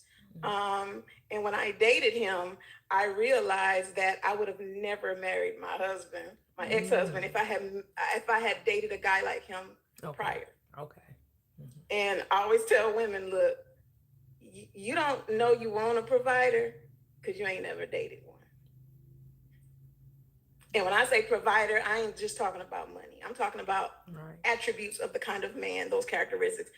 Toya know what I'm talking about. So I was like, oh my God, this is the kind of man I want, the kind of husband I deserve, even though I didn't realize I deserved it when I was dating him. It was like a whirlwind. I had never, and you have to kind of understand from my point of view, I never dated. Okay. I'm like a whole 20-year-old in a 41-year-old body when it comes to dating, right? Okay. Because I met my ex-husband at like 2021. Okay. He took my whole years. Okay. You know, so I got divorced at like, 38, you know, so 38, 39. So I'm out here in the dating game, Right. Yeah. Whole new right? world. And I never dated a lot when Mhm. before I met my ex-husband. So when I dated my SP, I was like, oh, oh, this is what I like. Okay, This is what I okay. want.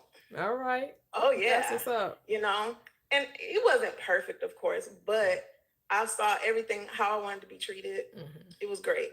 But I sabotaged the hell out of that. Mm, I've forgiven myself for it. I good. recognize what I did, Mhm. that it was me, because I didn't love myself to know at that time that I deserved it.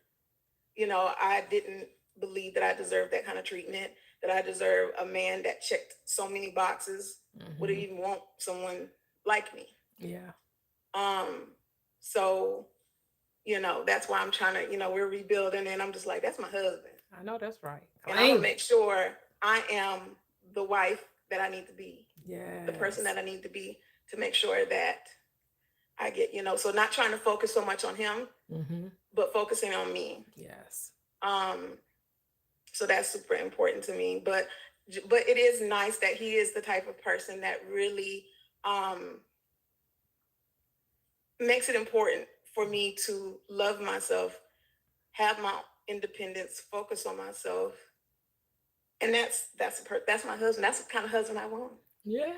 So I'm just continuing to speak it, and just to kind of focus on being, healthy, healed, independent, just loving myself in Mhm. all ways, Yes. just across the board.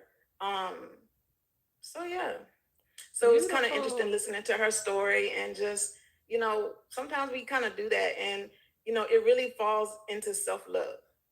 Yep. And you have to be accountable for the moments that you realize that you aren't loving yourself the best. Mm. Um, and you have to acknowledge that, Yeah. because you a lot of the things that you do, it's because of what you've done to yourself, kind of. Mhm. Because you don't really think you deserve it. That's the Not part a lot of people anymore. don't want to I admit, deserve everything. right? I deserve everything. Yeah. Yeah. So yeah. So that's all I wanted to share, and I was just listening. So it was interesting hearing someone else kind of talk about their relationship woes and how they kind of dealt with that. So yeah. Hmm. That identity shift, as they say, and never got to cause a self concept. So it's your Yes. self concept. How do you see yourself? Yeah. Yes. And you really be thinking like, oh, I have high self-esteem. I love myself.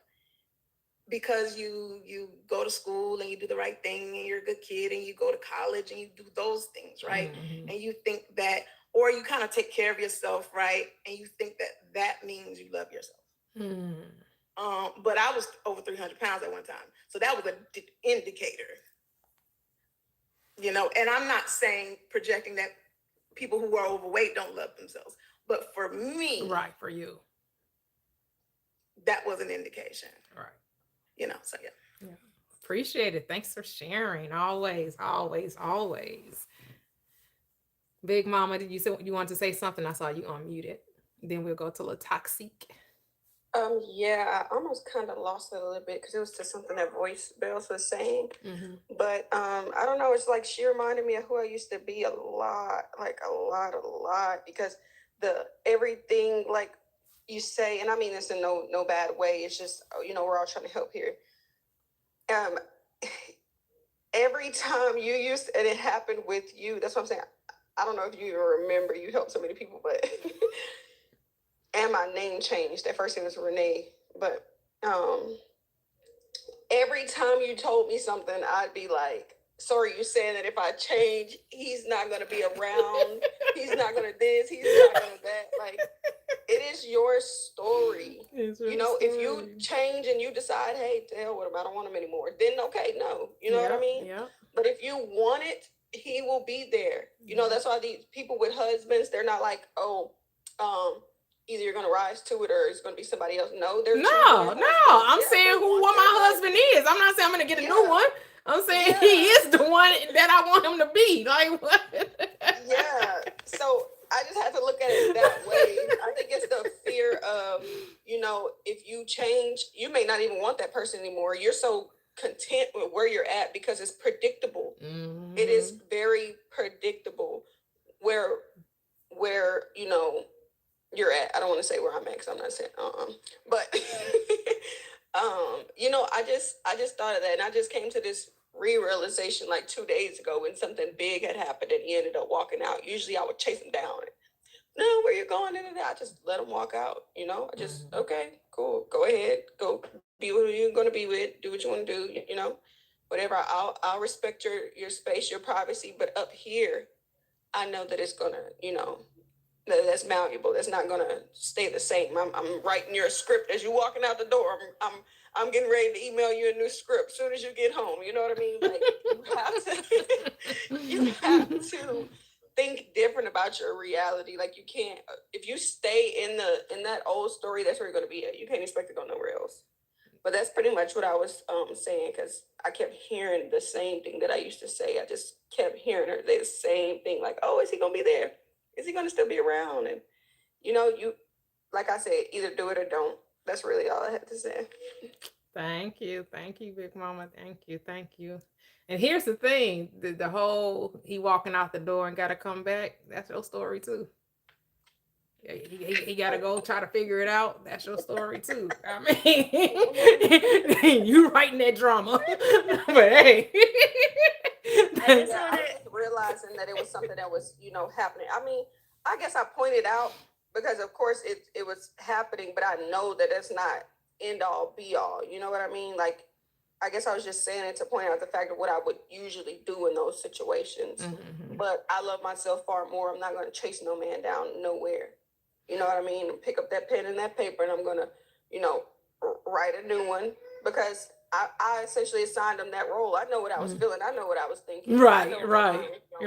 That's all I'm saying. You thought it, which is why he acted it out. Mm-hmm. It didn't happen by accident. Yeah.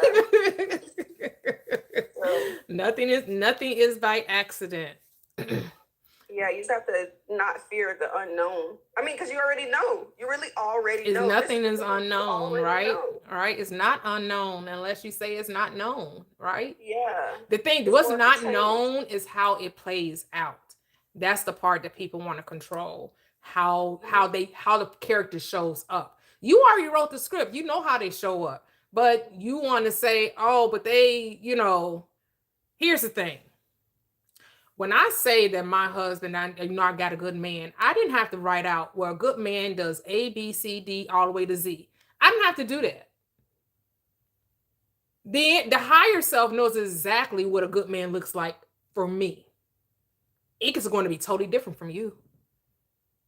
You're going to have a totally different standard. This is not a one size fits all, right? Because what I'm attracted to, what I like, is going to be totally opposite of what another woman may be attracted to, what another woman may like, or what another woman may want their husband to do for them. You have to decide what it is that you desire in a mate, and then let that happen. That's how it works.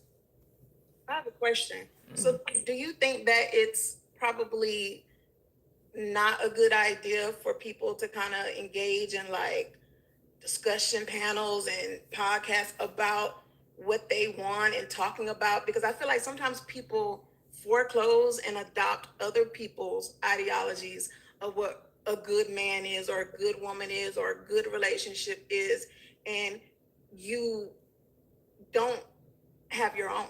Mm-hmm. And then, or like, just like people who get advice, and we talked about this last time, like that's why you're not big on like giving advice, right? You have to kind of find what you want.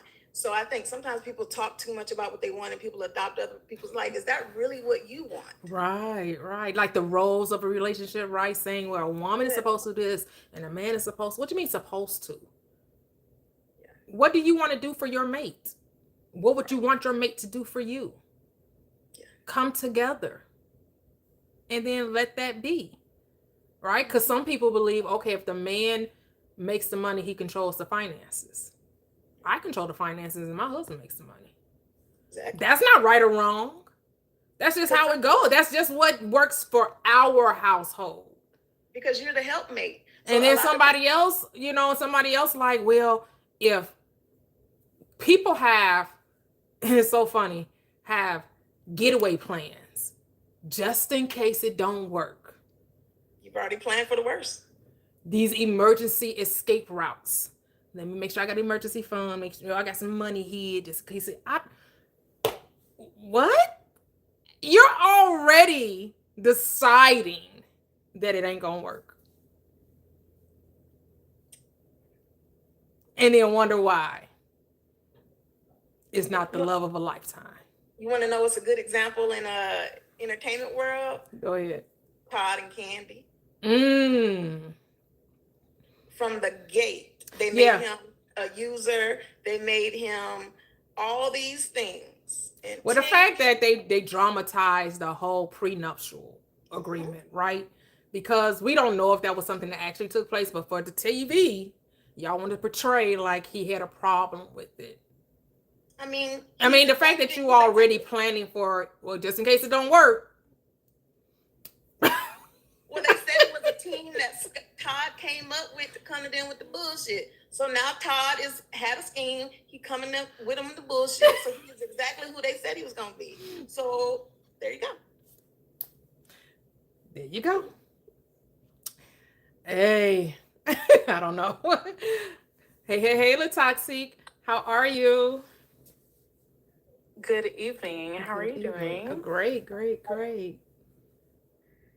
I came up actually, I think, to respond to something Voice Bells had said, and then I forgot what I was going to say, and I think everyone else had said pretty much what I was going to say anyway. So ended up coming to say hi. Hi. Yeah, we can get a little long-winded up here. No, you're good. It was perfectly fine. I didn't need to, what I was going to say had already been said. So okay, cool. Yeah, thing is that I guess you can go. Here's the thing: there's no wrong or rightness when it comes to what you want to do in life, right? If you feel like, yes, I'd love to go and put my 2 cents in when it comes to these panels about love and marriage or love and relationships, right? You have to do what's best for you, because at the end of the day, there's no wrong or right? But like Neil was saying, know what you want and don't let other people try to make you think everybody, like this is you got to get consensus on your relationship. Like, why are you getting consensus on your relationship? It's your relationship. If you don't know what you want, maybe you shouldn't be in one. But hey, again, some people feel like they have to try relationships on like their clothes to see what fits. It ain't right or wrong if that's what you want to do, right? That's how you end up with a closet full of stuff.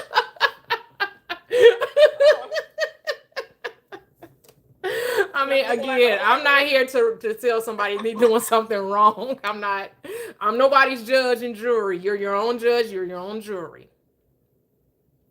You have to determine what's right for you. But the thing is that you keep saying it's wrong for you, yet you're still in it. That's the part that you have to ask yourself. You have to have a come to Jesus moment. Why do I keep settling for less? Why do I keep settling for less? I have an answer for that, because it's the thing that's been coming up as I hear you guys speak, and it's so cringy. And it sounds like this. I don't believe, that I can have what I want. And I notice that it's like it all rides on this, because if you don't give it to me, and then the plethora of reasons why, right? I'm too old for this. I'm too tired. It's not, no, right? Mm-hmm. It's got to be, you got to, come on, hurry up. Hurry up and do the thing, right? Mm-hmm. So just so you know, a little bit of exposure there. Just that's what's coming up is that awareness, right? Mm-hmm. Very cringy, but important. Yeah. I don't know how to turn that around, but because it's super loud. Mm-hmm. Can I respond to that just quickly? Oh, sure. Go ahead. I was just going to say that in general, I would say that the experience that you're having with this person, he is not the only person that's giving you whatever you feel like you're getting from him. Like, there's How there's did you know how many that? billions of people on the planet, right? There's billions of people on the planet. There's lots of good men out there, and good men who can also give you what you're looking for. Like sometimes good men just aren't a good fit. Sometimes you just don't fit, even if the person is a good person. Mhm. But yeah, It's just so amazing you said that because is it Toya? Yes. Okay, good. Because I'm so bad with names. It's so amazing because where we started was one of her first questions to me was, "Do you believe there's something wrong with you?" And that what you just shared is like highlighted that again. But it's amazing how I've returned to that. It was like how you saw that in a way I couldn't, which is immediately all these stories pop up. It's like you know how it is internally. It's hard to explain, but it's like you look outward and then there's all this visual. And it's like something about like, why would it's around that, like something's wrong with me because I'm so weird. Like, you know what I mean? I was born in a forest. I was a singer my whole life, traveling the world. Do you mean I'm not normal? And I can't imagine it. It's like, why any guy, like I'm so different. You know what I'm saying? I'm so free. And I'm it could so also just be a sunk cost fallacy. Sometimes when you put enough energy and time into something, you feel like you're losing that energy and time that you invested. bam, this is why I love women, by the way. All of us are fucking oracles and like just bam. Yes, please continue. Yes. It's that. I mean, 7 years, like I gave up my whole life for him. Just like you feel like you put so much time and energy into something, you feel like you're losing that or missing out on that or wasted that time and energy. And just because you decided to move on from something doesn't mean it was wasted. And also the age thing, right? Because like now I'm in my 40s. It's like yes, you're so spot on. But what if he's blocking you from your real love and you got to let that go, and you're like not letting it go, and it's like keeping you from something more? And then we go back to more oracle wisdom that was shared, which is like right back to the fear of the unknown, right? It's like, because I'm 41 too, I heard and yeah. divorced. So we know what Kevin Samuels said, that we're in no man's land. Okay, but we don't subscribe to that. Because sometimes we look at the opposite as nothing, right? You either have something or the opposite is nothing. But there is nothing because you always have yourself. So there is nothing. And the best way to receive the love that you deserve is to give it to yourself first. And when you engage in self-care and you love yourself and you show yourself and you live that, it's mirrored back to you. People treat you right. It's just mirrored back to you. So I think it starts with loving yourself, being able to be alone and being happy in it, engaging in self-care and just doing those things. But it's not like being alone is the other side of it. It's just being able to be alone and being happy and just being still and waiting for whatever's coming to you. But he could be blocking it. Right. And so, Mia, I have a question for you since you spoke on the self-love. How do you contextualize that? Because a lot of people struggle with, well, how do I self-love? What does that look like from a practical standpoint? So for me, my self-care is like whole body, right? So I engage in things that nurture my mental health. I engage in things that take care of my physical health. I engage in things that keep me disciplined.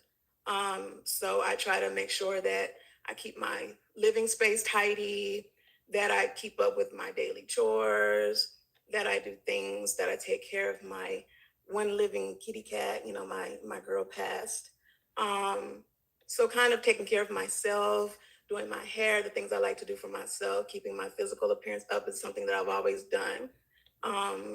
So those are kind of things that I nurture, making sure I maintain my relationships, staying close to family, doing things for my father, and then I just go, once a month I go get a massage, so I kind of do things for myself that are enjoyable to you. That's loving you, doing the things that you enjoy. Absolutely. There you go. So that's what we have to ask ourselves. Are we doing the things that we enjoy, or are we waiting for a man to show up in order to do it? And many people do, right?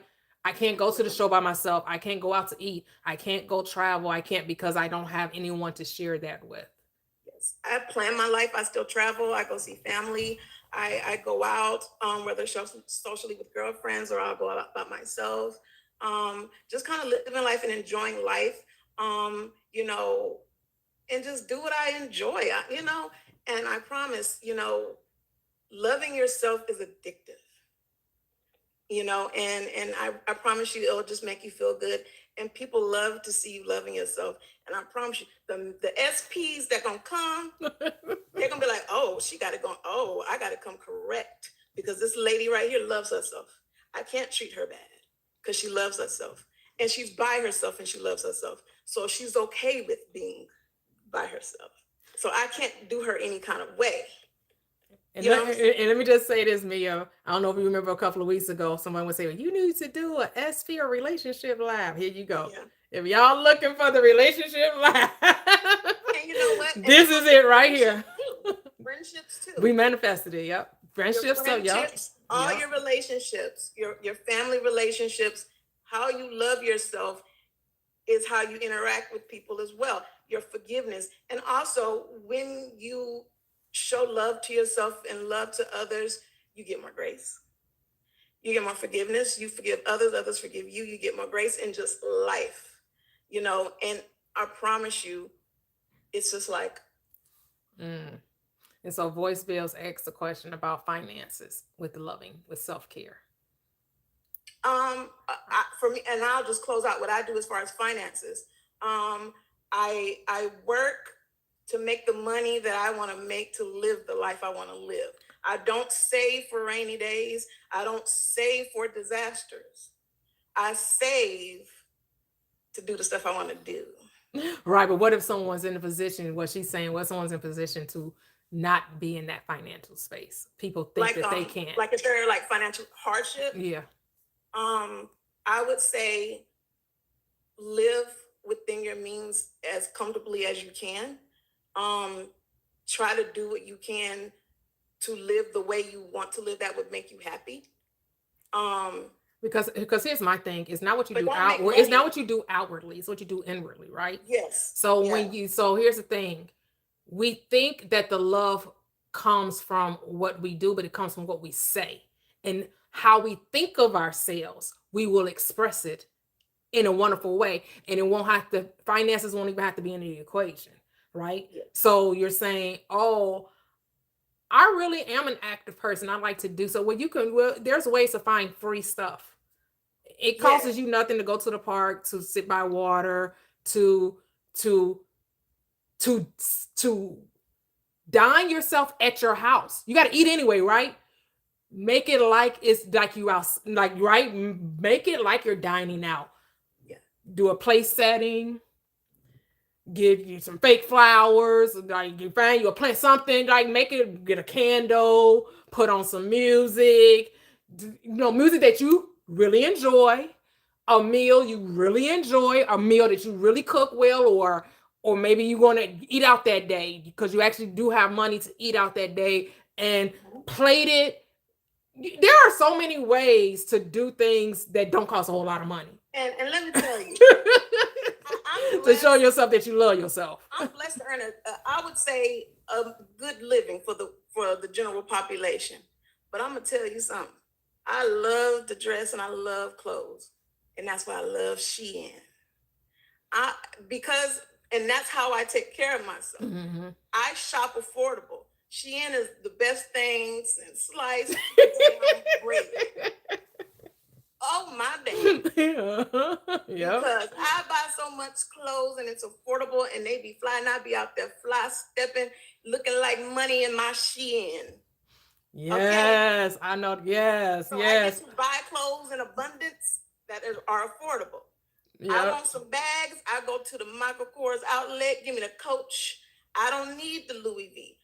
No, not to women who buy those things. Mm-hmm. But for me, I like nice things and to look nice, and I do it in an affordable way. It's the energy and the essence when you put that shit on. Yep. It don't matter. Yep. Right? I make the clothes don't make me. The most Look, Divination was typing it, and I just said it just as she put it up on the screen. That's funny. And that's the difference. So I'm not talking about people who have a lot of money and they can afford those things, but you know, people who go out and buy things because they think that that's going to make them look and feel and be socially accepted a certain way. Some people ain't happy. They probably broke and they're struggling and scratching and surviving. No, my Shein card is full. If I want to go to a concert, take a trip, and I don't want to spend all that money in my account, I'm going to put that on Affirm. Yeah, we're going to put it firm. We're going to boost our credit and we're going to break that trip up, and we're not going to go drain. You know what I'm saying? You're going to do things that are smart. You're going to live your life. And that's kind of how you do things that are financially smart, and that's within your lifestyle. Because who are you trying to impress? You. Who are you trying to impress? Other than yourself. Love you. Do the things that you love, right? Yeah. Both at the Chris Brown concert together. You might have affirmed your ticket, and this person might have paid cash. We're there together. Yep. Think about what you like. And here's the thing. It's not about, we got to take money out of the equation, right? This is where the law of assumption comes in. This is living in the end. You're supposed to see yourself as being the person already and taking the money out of the equation, because the money is the limitation. The moment you put money in the equation, you limited yourself, because you're saying the only way I can experience this thing, I have to have money, and that simply isn't true. If it's necessary for you to have the money will show up. It has to. Because remember, you're God. You're the creator. The world realigns to you. You don't align to it.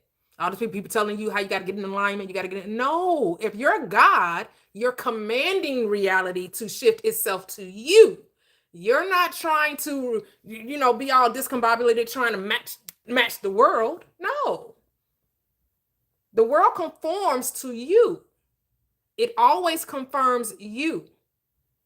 That's what you have to remember. So what if you're saying, loving myself will be on a Honolulu beach in Hawaii and looking at the palm trees and seeing the beautiful Pacific Ocean, because, imagine yourself there. That costs you nothing to go to sleep in Hawaii tonight.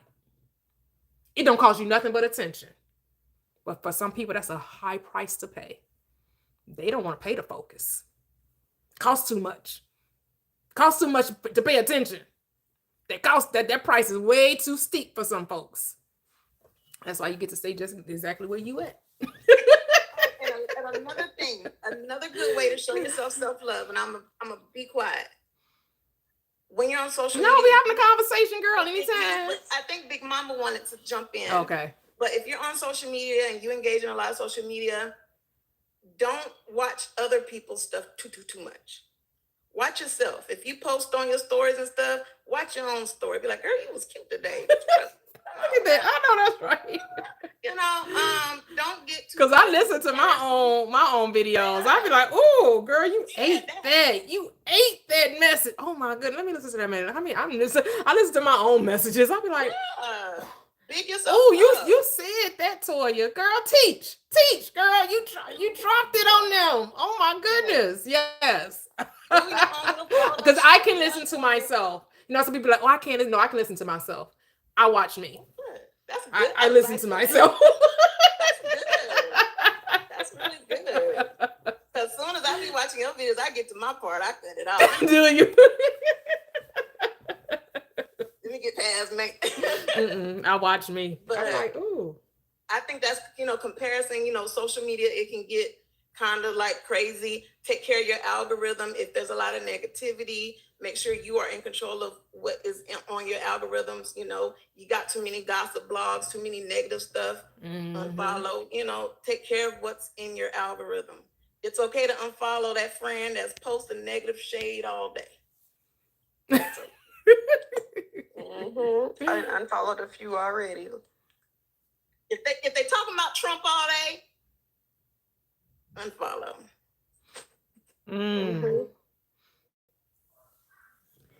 Go ahead, Big Mama.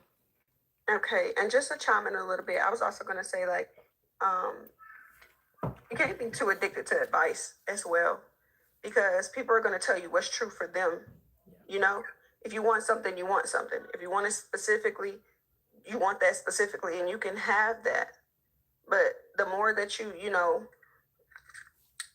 I guess, consume content and ask for advice and stuff like that, you're not being the, I am, or the, I don't know if that's how y'all say it. It's not how we say it, like you said, it's how you say it. Yeah, the I am. So it's, you can't really, and once again, with the, you can have this or something better. That's if you choose. If you want this to be that something better, it can be that. If you feel like that man is holding up the line for your husband, he holding up the line for your husband. Everything that you say is true. Yes, true. And that just is what it is. You may not want it, but it's true. You said it. You wrote that. You know what I mean? So it's just about stepping into your power and knowing your role. And your role is God. Yeah. And here's the thing, people don't want to assume the position. What position are you going to play? Too many times you're playing the position that you are God, which means that everything has to listen to your command. You are head bitch in charge. You are the CEO, CFO of your life. Yeah. But you keep playing the background. You can do that too. That's because grandma and them taught us, don't rely on the man for nothing. Keep your own money, and you got a plan for a rainy day, and this man doing that, leave him alone. Go get you a new one, and this money situation not working out. Go do this. Like, they teach you so many things are planning for failure, pretty much, waiting for a man in the sky. And this, hold on, wait. This is another thing that I asked my mom the other day, and mind you, she has dementia. So the fact that she even know about manifestation, it kind of blew my mind. It blew my mind. And I used to always say, they say God is everywhere at once. Why? Well, how is he everywhere? You know what I mean? At once, how is he answering everybody's request at once? You know what I mean? Mm-hmm. I've always questioned that as well. And I'm like, wouldn't that mean that we're all God of our reality if he's everywhere at once? Don't the Bible say that he's within us as well? I've always questioned that part of it too. Because I know I can't be everywhere at once, physically. I can't be with you, her, him, and everybody in this life. I can't do that. Mm-hmm. You know what I mean? So it has to be about consciousness. I've always questioned a lot of things. And it's funny because it's a lady on here that she has a I gotta find her page, but she was like, the Bible sounds like, God loved you so much that he gave his only son, and burned up for it, and because he gave you a sin that he didn't want you to have, so now you're paying for the sin that he gave you that he don't want you to have. She was basically breaking. You could type it in the search bar. You could put God loved me so much that he, burnt you up for it, and it'll pop up. I can't even remember her name. I've seen her videos because I think she's a therapist, I believe. And she used to be, I think she went to divinity school. She used to teach. She used to be a Christian. I've seen, because sometimes she used to do Trump too, right? Then she used to do Trump too. Yeah. Yeah, I've seen it. Yeah, she be breaking it down. Everybody asks her to break down the stories. And so she takes the stories, but she still comes from the literal perspective of the story and showing you how if you take it literal, it just don't make sense. Right. This is how I used to upset my mother so much, asking questions in the religion, because I'd be like, wait a minute. 1 John 4:8 says God is love, but he wants to kill me if I say fuck? What? Yeah. How is a man-made word a curse word? But I just mean, it was I could never, as a little girl, I was just always questioning everything. I'm like, this is not adding up, Mom. I can't imagine any scenario where this God of love would. In every other aspect of the world, persons are okay except for this huge important thing. In every other aspect of the world, persons are okay except for this huge important thing. Because they can't answer it. That's what was so funny. Because they pride themselves on, this is different. Because they pride themselves on, this is different because you can ask this question. So I asked the questions, and boy, did it cause an uproar. We gonna do with our lives. but gave us other desires, and we gonna do with our lives. But gave us other desires, and we gonna burn up because we desiring something. But you made me, so you knew what I was gonna desire when you put me down here. So why you burning me up for one? But they still on here. There or whatever the case may be. They said this. This is what they taught me. But there's people out here that unalive and all kind of other stuff. You needed your energy. Manipulating. Okay, so what we talking about? We talking about the Christian narrative. No, That's what y'all talking. I went to church. I went to church during Christmas, and it's just a different experience being in church now. And now I understand why my dad used to sleep in church all the time when I was a kid. Because now I be in church like, when is this over? And it's just different observing all the things that happen in church and how I don't feel uplifted when I'm at church. I feel very somber. I feel very, get me out of here. And it does, everyone feels, it's like they're begging and they're just hoping that one day, it's just a whole different experience. And I'm just glad I'm not a kid anymore, and I'm not forced into all day Sundays, and I'm not forced in Bible study, and I'm not forced in the choir rehearsal, and I paid my dues, and I'm glad for the foundational church. But man, when I used to lose my whole Sunday, that used to bother me when I had to go to 3 o'clock service. You're sad and you're depressed. Like, this is what all the church music leads to and says. Like, that's why I cut that off. Like Thriller. Live. So don't want for anything because you're lucky to even have life, right? So was your parents a part of the Stay Alive in 75? Voice Oh my Bears? God. I'll tell you this much. This is pretty intense. I thought that was wild when I heard about it. I love I was that like, you not know. Stay Alive in 75, and everybody had to sell their homes You and get their money understand to the people- church. You understand people sold their houses and everything, right? Yeah, that's what I just said. People sold their houses and gave it to the church. It's like gave the My money aunt to the was church. educated being a Jehovah's Witness. Ain't My nobody. answer to that is that by 7, I had my awakening. Mm. And it was through, they had what's called book study. So different families had it at their house on Tuesdays, right? Instead of at the Kingdom Hall. The irony is, like, my dad was a sociopath that beat the crap out of all of it. You know what I mean? It was like so wrong in so many directions, but I was meant to be awake anyway in this lifetime, right? So by 7, it happened. And what happened is I was shown everything. It was so much for my little brain. So on the outside, it looked like my little girl was having a nervous breakdown. But really, I was shown everything. So by 7, I knew I needed to escape. But to answer your question, since that age, I genuinely never, because I had my programming, right? Like, this is the power of programming since birth. So I genuinely lived my entire life with the assumption that I would never live past 18.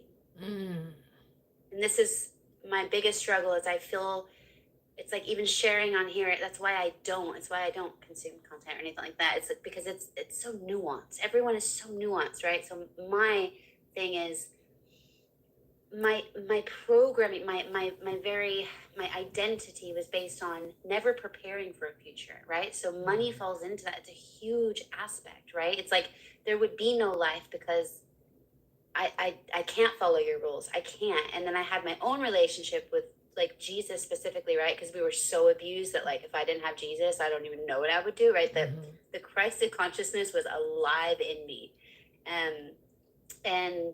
But then I was raised by these psychopaths, right? But fully aware of it. So I'm just saying, yes, they were part of all of it. Okay. And what was so interesting, based on I forget which of you were saying, oh yeah, Slayer, who, like, went back to church, right? And you're like, that whole experience of revisiting, right? Being awake. I had that a few times where I was like, what the? For me, it was like, wow, it's the same bloody dialogue. Like, it's the same talk. For me, it was, we had to be there on Sunday evenings, we had to be there on Tuesday evenings, on Thursday evenings, and then Saturdays, since I was 5 years old, knocking on your friends' doors, right? It was just brutal. But what was so interesting is watching, so I went to England for 15 years, right? Like, so coming back and seeing that, like, they had made, like, Jehovah's Witness TV, like, the propaganda got so intense, right? And then I was like, so you guys, like, I was watching them move the date, and watching it get vaguer and vaguer. You know what I mean? Where I'm like, you guys, they're still falling for this? Where it's so blatant that they were struggling to keep up with themselves. You know what I'm saying? Yeah. I think, I know voice bells, there's a lot of forgiveness you have to do. The more I hear you talk, Okay. you're holding on to a lot of what happened in your childhood. The way you describe your parents. I want you to not call them the terminology you use. Not to say not. I'm just saying to help you, to release you, to free you, right? Okay. To free I'm you, because sorry. I want you to be free in this life right now, because it's available to you. Well, because it did cost me a mom and a dad, and like, right, they're afraid of me. Like, they think I'm a witch. Like, you know what I'm saying? Like, they literally think I'm a Satanist. Yeah. And it's very sad. to me. Yeah. And because here's the thing, is like the Bible talks about forgiveness and repentance, right? And they go hand in hand. Because what is repentance? To change your mind. What is forgiveness? To let go of the past. Well, how do you let go of the past? You got to change your mind. So they go together. They two peas in a pod. Mhm. They right there together. And so that's how you know you love, because you can forgive and forget. Because there is no forgiveness without a forgetfulness. Ooh, I like that. You cannot remember the past and say that you forgave it. Impossible. You have to let it go. So here's the thing. You say you see everybody as God except your parents? No, it's more like I usually do things inside out, so I don't feel angry at them. I feel really sad. for No, them, the question wasn't if you were Oh. angry at them. The question Oh. was, you see everybody but God except your parents? It's more like, because I don't have contact. It's more like when I look. It's all I know is I just kept really strong. Well, not why you don't, is that you don't. So you're telling me why you can't, and I'm saying that you don't. But they're God. They're just God in the Oh, form. see them as God. They're see them as they're God. just God in a Yeah, I see it as like their God's been hijacked. they're God asleep. Yeah. They're God Yeah. asleep. That's it. Yes, that's how I see it. Like They're God with dementia. That's They're literally forgot. how They I got see it. It's like- Alzheimer's. They don't know who they are, right? That's what we say when people don't remember who they are. We say they have dementia or Alzheimer's, right? That's what's That's how going I see on, it. right? So Yes, and then I've been really- if you know that, you would not describe them in the way you did. I know What did that. I say? You called them psychopaths. Oh, well, I mean, my dad's killed several people, so like, yeah, he's a psychopath. I But he's not mean, the- he's like, playing. my He mom- played. my- Here's the thing. He played the part he was given. He still got, regardless of what you say, he still got. He played the part that he was given in that state of fear, unknowing, not knowing who he is. He played the Yeah. role, the hand that was dealt to him, right? With my parents. Right. So here's the thing. I don't want. You don't have to divulge too much. I'm just Yeah. saying, in order to free you. Yeah, I count it as a loss. Like, it's just a thing that's never going to happen. And for me, I'm like, I want them to stay exactly where they are. Because that's And so the point I was getting to was that I don't want you. We didn't need to know the intricacies of your relationship with them or the things that they've done in Free their past or myself. in their life. It's about freeing yourself, because you made Yeah. the statement of 8 when you feel like there will be no life after 18, and I'm saying your life would not be the same after 18. It was not about a physical death; it was about a spiritual death, Oh, totally. right? I got to But that you're place. not embracing the spiritual resurrection. I need you to experience the life you do have, not the life you don't have.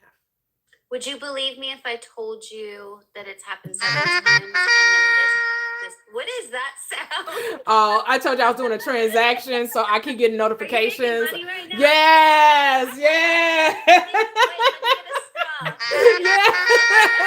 Yeah. The numbers, like, did we hit the new number or something? And I got a new phone, and and my notifications changed. So I'm like, I need a new notification that's like louder. I was getting all these soft little, that's what they got programmed in the phone. And I was like, ooh, charge sounds really good. That's like, charge it. So I said, let me use that. And you're all just hearing that. Because I could turn it down where you wouldn't be so. I could put it on mute, right? So it isn't disruptive. Life is, you don't have to do anything I say. You don't have to do nothing I say. I'm just saying, if you want that freedom in your mind, that peace that you're looking for, you're gonna have to release the past. But you don't have to. You don't have to. It's not again, there's no ultimate judgment in your life, right? You get to have whatever life you want to have. But I just know that the freedom comes from release when you can let. How do you release the like, I don't feel like I'm hung up on anything it's more like yeah, because here's the thing. Your past has everything to do with your present right now, because you make it your present. Because how you deal with men is how you saw your father, because you never forgave your father. Totally. Because you never forgave your father. You never freed your father from the fact that he didn't know who the hell he was. You think he knew when he didn't. He didn't know he was God. He thought that there was something after him. He thought that in order to have control and manipulate his life, he had to take people out. Because if it was either them or him. Either he was going to be taken out of here, or they had to be taken out of him. It wasn't that they could still be here and he feel no one like attack or feel like he was safe. He only felt safe if these people weren't present physically anymore. But that comes from a mind that don't know who they are. And so there's a script that says when Jesus was on the cross, what did he say as he was being crucified? Forgive them, Father, for they know not what they're doing. And I'm not saying this justifies anything. I'm telling you that if you understand that there is no ultimate judgment in this life, that we're all playing characters in this play, then and though none of this, that God, if God is consciousness, which means God is playing every part, the good, the bad, and the ugly. I completely understand. Who are we blaming? No, it's like, so over the years, just know that I was the one who would come back, and I would, like, I've held intimate spaces with all of them. Yeah. I'm not saying you have to be in any type of relationship with them. You don't have to be in a relationship to forgive. Never assume that forgiveness means that I now have to be your best friend. Now that means we have to break bread. Now that means I have to come visit you. It just means that I don't hold any judgment anymore. It's more like when I hear others share, right? And it's the self-love thing. Like, please hear this. It's more to the fact of like even as Miss Slater was saying, like, you know, when like healthy looks like being close to your family, being close to your friends, right? Self-care. And it's those moments where I'm like, damn it, because I wish I could exercise that, right? But there's no family and there's no friends out, right? Because I'm isolated now that I came here, and there's no money. It's that. It's more like, it's more of a self-judgment. It's rather than outward yet again, where it's like, oh, I'm the freak who doesn't have family, right? I can't go to anyone at the holidays or like for advice, or do you get what I'm saying? It's more of a self judgment. Like for them, I've shown so much compassion. I genuinely feel sorry for them. It makes my heart sad for them because they're suffering. It's more of a self judgment that comes inward. Do you see what I'm saying? Because I can't exercise in a healthy way outwardly like I wish I could. And then do you see how then the emphasis on partner and their family becomes so much more important, right? Because I was always the adoptee. And then if you reject me, now I'm alone in the world. And it's that aloneness I'm afraid of, not physically being alone, because I love my alone time. Let me tell you, you can ask him. It's that right there. If I'm fully transparent, I'm alone in the world. It's that fear. That's right, because you don't see yourself as enough, which is what Mia was saying earlier. There's no such thing as being alone if you always have yourself. But you don't see yourself as being enough. You don't see yourself as being sufficient. You don't see yourself as I'm all there is. And the other people are just there because of me. And that's the lack of spiritual not embodiment that you are seeing right there. And you have to understand that they don't really exist. It's really just you. Yep. Because that's why I say I'm like obviously not embodied. Not really, because just you and I have family, but 90, and I'm still working on feeling safe in the world. I have to give myself a pep talk every day that I am safe, that I am not under attack. It's that, girl. I just don't feel safe. So, yeah. And me not feeling safe has absolutely nothing to do with my parents and my upbringing. It has to do with everything after. But that has to do with the world, me letting go of the world and knowing that how can God not feel safe when you're in control? Ain't nothing against you. So I have to give myself a pep talk almost every day. Ain't nothing against you. You're safe. I love because that. you're you. Like now we're at the root. Now Yeah. we're at the root. Yeah. You are safe. Yeah, You but feel unsafe in the world. And being unsafe can be very mild, like me, or mild to mid, to extreme, like your father, who took his feeling unsafe in extreme measures and got rid of people. I Some love people- that you hit some- upon some that people- safety. Some I love people that. don't have friends because they don't feel safe, so they don't get hurt. Yeah. Some people get in relationships with people who they already know gonna hurt them, so they know what to expect. Some people don't feel safe doing what they know they should do because they're afraid to be, you know what I'm saying? But not feeling safe is the root. I It know is the that root. that's the root of my issue. You see how that then manifests into When like, I go to work just in the stay morning, and when give me I'm a driving hug, to work in the morning, I have to tell myself, Mia, you're safe. You're not under attack by anyone, by the world. You're in control. You are the operant power. So I can go into work, into life, and be my best self because I am safe.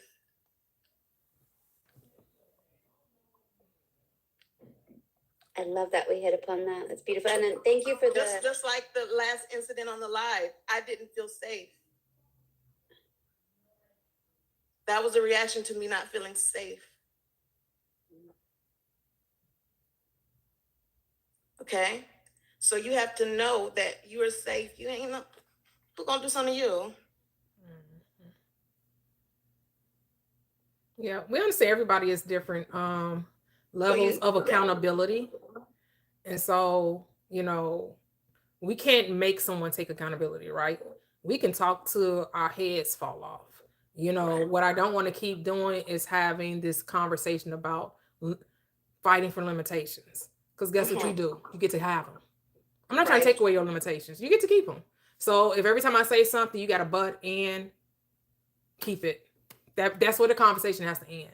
Because now it's just falling on deaf ears, and now we're just talking in circles. And until you're ready to accept total responsibility for your life, you're never going to have total control of your life. It's just how it goes. We got to be willing to accept total accountability. But if you don't want to, you get to play that part too. No harm, no foul. You're just going to be somebody that's always going to be complaining about never getting what you want out of life. You get to play that role. Have fun with that. That's all I say. Have fun with it. Let it do what it do. But, you can't keep going and, like we've talked about this for almost the whole time I've been on this live. And so until you're ready to be different, nothing's going to change.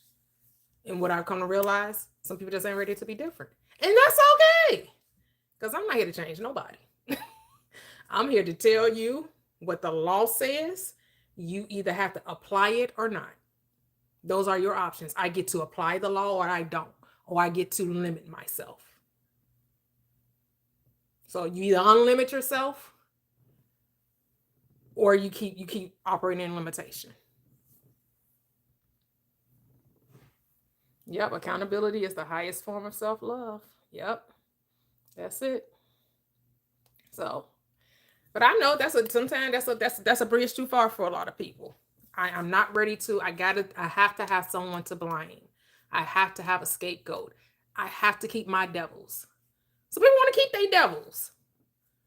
All right, keep your devil. It's okay. You can wrestle with them all night long. Because as long as you don't let them go, they're gonna stay right with you. They're going to sleep with you. They're going to eat with you. They're going to walk with you. They're going to talk with you. But it's time to level up. It's time to level up and let go and embrace yourself. Like truly, truly decide that you're going to love yourself or not. Again, you always got a choice because it's all a play.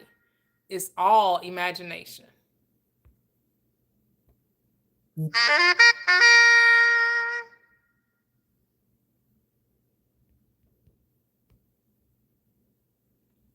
Oh, I thought I turned it down and it's still. So, you know, my true desire is that you do take this truth, and that the reason you're here is because, you know, you're ready to receive it. Not that it's all going to make sense on this live, right? Like the young lady said earlier, she came in, heard some things, and then sat with it, and then decided to apply it, right? So it right now in this moment, it may sound really good, it may be, but for whatever reason, it's still not penetrating. Sometimes you got to sit with yourself, right? And shut out the noise and really be honest with yourself and really decide what it is that you want. You may have to decide that, you know what, no matter how crazy life may be, I'm just not ready for change. And that's okay. That's okay. No one's judging you. The only person judging you is you. That's the only person that's judging you. No one else cares what you're really doing with your life because no one else gets to live your life. And the only reason they're judging you is because you decided that they do.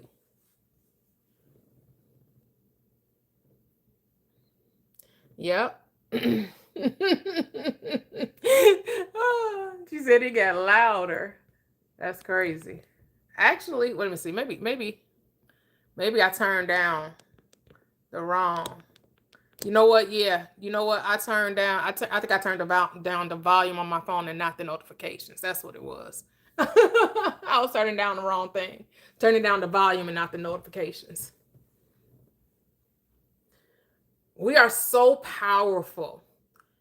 We're so powerful. We get to create the belief that we're not powerful. That's just how powerful we are. We're so powerful. We can make believe that we're not. That's just how powerful we are. We can convince ourselves that we are fragile, that we got the I can't help it, that life is just so hard, life is such a struggle. That's how powerful we are. Definitions say, now that's crazy work.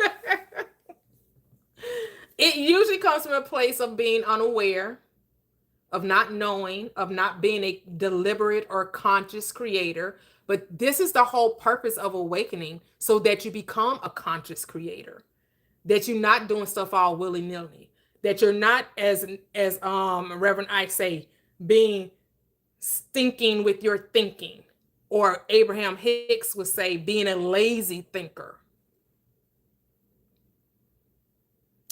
Some of us just are some stinkers when it comes to thinking. We stink to high heaven. It's not until you're tired of smelling yourself that you begin to clean yourself up.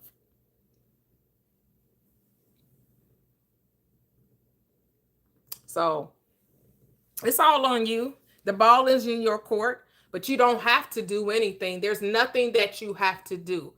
If you are having fun, if you understand it, I don't really care what nobody think. I don't care if people think that my relationship is toxic. I don't care that people think that, it's so up, down, and topsy-turvy. I don't care. I'm not letting this go. Stand 10 toes down on that, because who's going to check you, boo? The only one mad is you. You're the only one mad the way life is going. Then do something about it. But complaining, you're just making your own head hurt. You giving your own self migraines.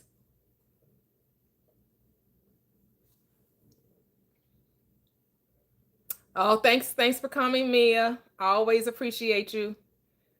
Thank you, thank you, thank you. And so we could just, you always have two options. You can walk in fear, you can walk in love.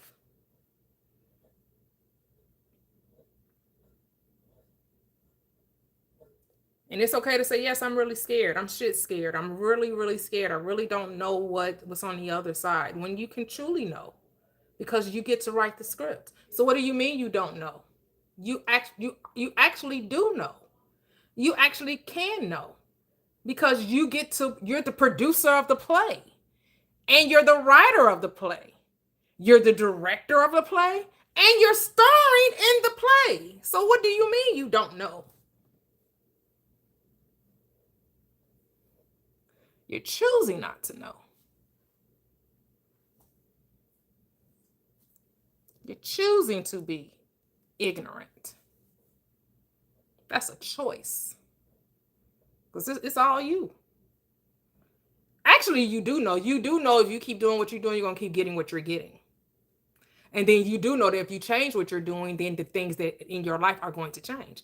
Maybe that's something that familiarity breeds contempt. It's so familiar, but you hate it. But it's familiar. So familiarity, yeah, I don't know what being happy looks like, because I've never been happy. And happy, like, I'm not gonna hurt you, boo. I got you. But you're like, no. People say you get too happy, even worse things happen. Can't be too happy. Do you know it's wrong to be too happy? That's what the world tell you. The world will tell you it's wrong to be too happy. Because what they tell you, God gonna knock you down. Get too sure of yourself. You better humble yourself. You better say humility. You too sure of yourself, God smack you upside the head. Really? I thought that all things work together for the good to those that love God.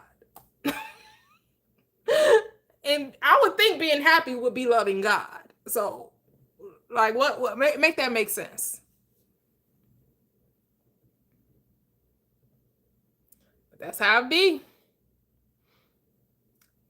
You want to feel safe, like Mia was saying. Safety. You are safe. Hello, Tiffany. Hello. Did you mean to come up? I did not, and I was live and alive, and I guess I pushed something. Oh, okay, not a problem. The conversation is interesting. Thank you so much. Oh, you're welcome. Thank you.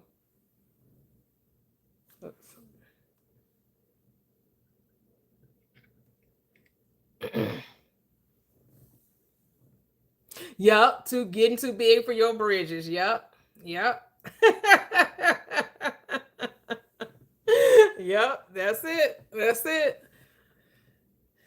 We have to allow ourselves to be okay with joy, with peace, with love, with abundance, with health, with wealth, with the good things in life. That's why we came, that we may have life in that more abundantly. We came to have the abundant life. The abundant life does not come in the next, it's now. Now. Right here, right now. We don't have to wait for it. It's right here, right now. And so the best way to get over yourself is to talk to yourself. This is why the script says, commune with thy own self upon thy bed and be still. Communicate, have a conversation, become intimately acquainted with yourself. Your bed is your mind. And your mind. It's not talking about a physical bed. It's talking about the bed, your mind. That's where you sleep. That's where you dream. That's where you think. That's where you create. Your mind and your consciousness.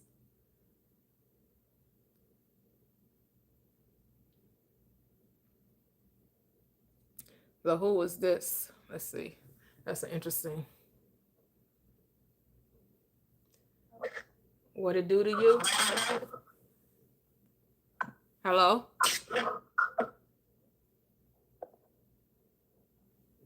Take too long to respond. I feel like maybe you didn't want to come up.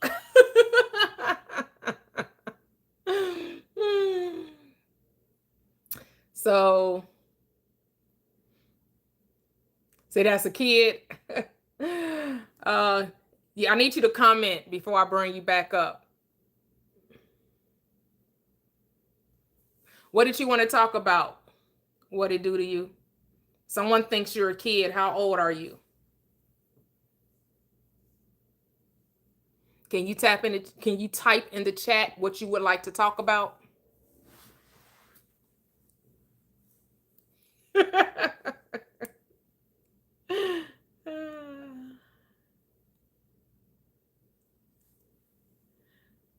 They said they 22. Well, okay. If not, we can always disconnect. It's no big deal. Hello? Something's wrong with the connection. Hello? Hello, How are you? I'm good. How are you? Great, I thank you. I wanted to come in. I've talked to you before. Okay. I talked to you a lot about my dad one time and sobriety, and because I talked to you about his addiction. Okay. But I just had dinner, so I told you a lot about how my dad, you probably don't remember, but he like drank morning to night. I dealt with a lot of meanness and just yuckiness and stuff like that, and health problems with him and everything. So I've obviously been taking accountability that I've seen him as not his best self for a bit there. Of course, I wasn't as awake as I was now, I would say. I would fall victim to it a lot because, of course, that hurts. Everything I dealt with him.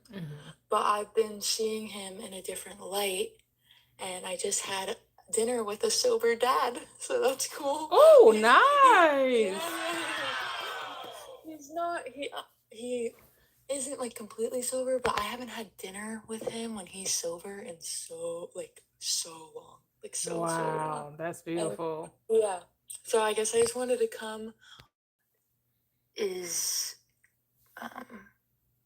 I don't know if I'm contradicting myself here, but like, let's say I see like the president that has nothing to do with me, or one of my kids at work that has behavior issues. I guess like I'm asking more of the more random things that you just go through on a day-to-day. Like, I guess I'm just asking like a broader span, like how much does that have to do with you? Also, I'm asking, you know how you're born and then you're just a baby, and like your parents are who they are when you're just a baby, and you don't really have like the consciousness to like depict your parents yet when you're a baby. How much of it is us and how much of it is kind of like the cards we got drawn, and then when we grow up we kind of get to be conscious of it and consciously create something else for ourselves. Well, it's all you, right? Well, like you said, some things are unconscious, right? Which means you're not aware of are you, am I on speaker? Oh, okay. Thank you. So when you come into as a babe, right? You're coming in, you might remember as a babe, but you don't know that you remember, right? So as you're being programmed into this matrix, this society, with your environment, you're taking on the beliefs of everyone else. So you're not even aware of your own beliefs because you're taking on the beliefs of your environment, but you agreed to that, right? You agreed to come into this experience not remembering, to come in accepting that at any point in time you can remember. You can remember at 5, 7, 10, 12, 30, 50. Everyone will awaken whenever it's whatever breadcrumbs you left for yourself to awaken, right? Because no two people are going to awaken the same way at the same time, right? Because actually, in your world, you are the only one that exists. In my world, I'm the only one that exists. Because there isn't just one world. There's one consciousness, there's one mind, but there are infinite worlds. Because there are infinite souls experiencing this thing we call consciousness or life. So you became aware, whatever age you became aware of, and then you start to remember who you are. And now you understand that I'm the only thinker in my reality. So whatever I'm thinking of the child in my reality, that's my assumptions about them. So that's what I'm going to see. Whatever I'm thinking about my president of the country, of the president of this country, is my assumptions about him. Because what I think of the president and what you think of the president is vastly different. Even though he may be exhibiting the same type of behavior, I'm going to perceive it from my conscious awareness, and you're going to perceive it from your conscious awareness. See, I see him as entertainment in that he understands the law of mind. You may see him as a buffoon or ridiculous or, prejudiced or racist. I don't know what you think of him. So that's how you're going to perceive him. But when I think of him, I'm like, oh, this dude knows what's going on. I listen to how he talks. Oh, he playing this game. I got you. But that's all. But I don't really watch him. I'm not into politics. I don't watch the news. I don't even engage in that reality. So. Yeah, no, I'm not into politics either. I was just trying to think of something that seems so far and nothing to do with us and try to understand how my perception. I understand. So, you know how you talk a lot about how there's nothing really good and bad. There's just like perception of it. That it's the same thing as a kid born in a different country that was raised saying like killing people is good if it's like for their god or whatever. They are going to think murder is good, but me, I don't think murder is good. But it's all perception. And I understand that. I understand definitely that. I understand now we kind of come in here to forget because I like talking about how we wouldn't even get to experience if we weren't fooled to think we're separate from it. Right. And so, yes, I was drawn the cards of my dad in my life being quote unquote an alcoholic, but now that I'm awake, I get this like gift from God that I get to perceive him differently. And it's crazy because I don't know, it's just so crazy because I have not seen him sober in so many years, and the fact that I just ate a burger with him. That's so cool. That is so cool. Actually just having a conversation with him. Yes. And I've just been perceiving, and for a while I was very stuck in fear a lot of times because I had one of my friends tragically pass away because of substances, and the pain was just so much. Like I was like, I really don't want to lose anyone else, and my dad's health was like deteriorating, and I'm just choosing, sometimes of course fear does take over and emotions do take over, but I try not to let that mess with my identity. Yes. And I know I try to just tell myself like I'm the boat on top of the water, and like the waves are my emotions, and the fish swim up and they swim down, but they're just like they're constantly swimming up and swimming down. And I love that. So you're actually one of the first people I started watching, and I started watching you after like I went through like this like insane breakup and my friend passed away, and I started watching you and you've helped me so much. So thank you. Oh, you're And welcome. one more thing I wanted to ask. So, okay. So, what would you say God or the universe, I know it's us, but what would you say God wants our identity to be when it comes to relationships, when it comes to health, when it comes to like could you tell me kind of what you root your identity in, like in a way when it comes to that type of stuff? Like what does God or the law want us to root? Like since there's no good or bad, sometimes I'm like, I guess like I go deep and I'm like, oh well, this person can treat me like crap because there's no good or bad. So it's like, are they really treating me like crap, or am I just perceiving it that way? But then I'm like, wait, this does not feel good, and I feel like I'm disrespecting myself. So I guess I kind of want to know like what is so right. say I get what you're saying. So Yeah. love, Okay. love. God is love. Does love hurt? Someone loves you, are they going to treat you like crap? No. Exactly. Love doesn't hurt. So God says, be ye perfect. What is perfect? Wholeness. Perfection is wholeness. See yourself as whole, complete, lacking no good thing. And that you have love, power, and a sound mind. That's God. That's being God. That's being rooted in God. Being rooted in love. Being rooted in wholeness. Being rooted in fulfillment. Being rooted in compassion. Being rooted in peace. Being rooted in joy. That's your foundation. So doing unto others as you would like, the golden rule. Mm-hmm. So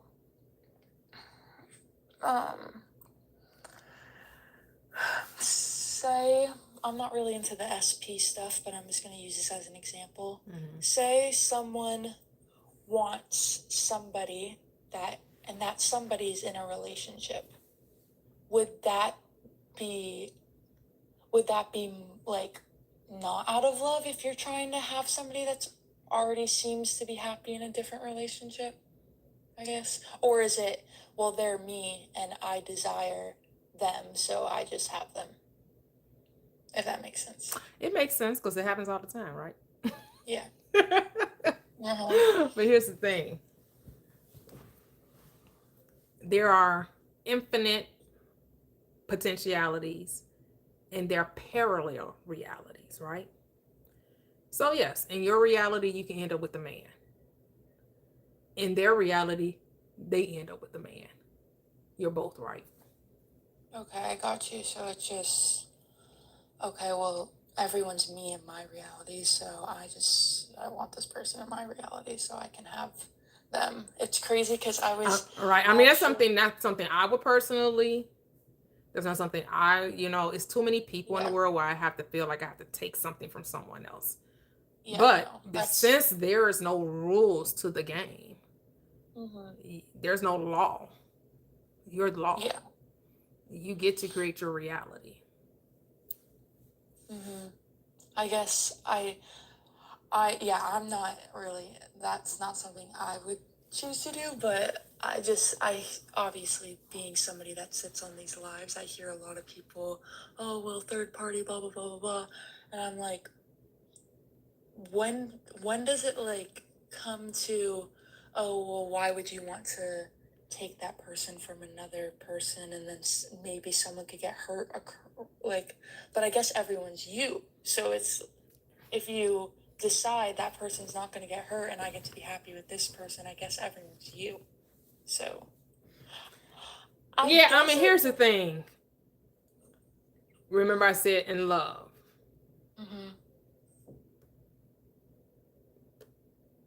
Is that how we would define love? Is that how you're perceiving love, right? Because love does no harm, right? Love sees no wrong, right?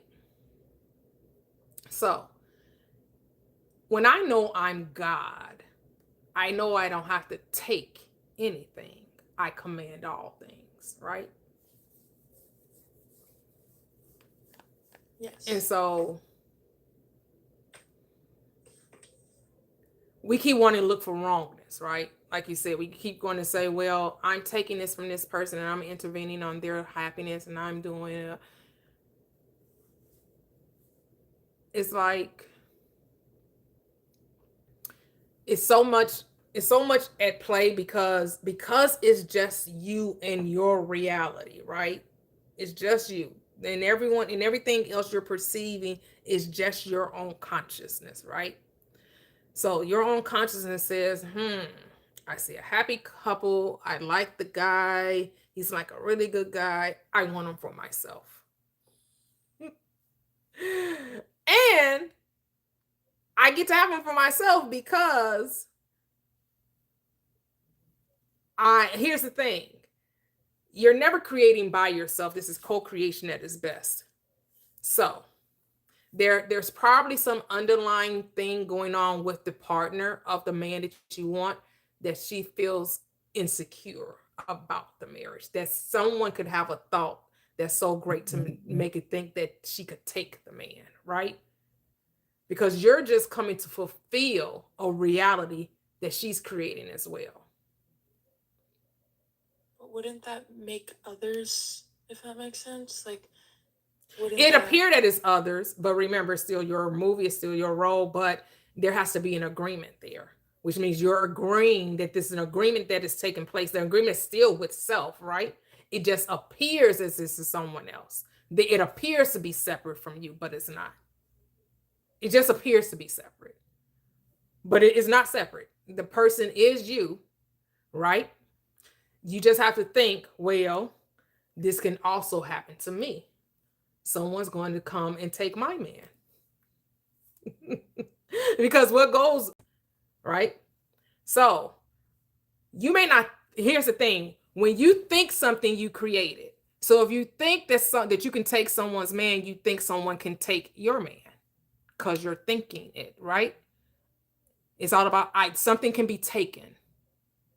So if I think that someone's spouse can be taken, why would I not think that mine could be? Because remember, she's not separate from you. So you're thinking her man can be taken, which means you're thinking your man can be taken because she's not separate from you. She is you.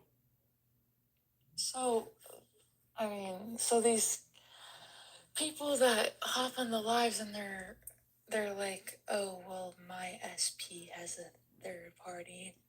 Mm-hmm.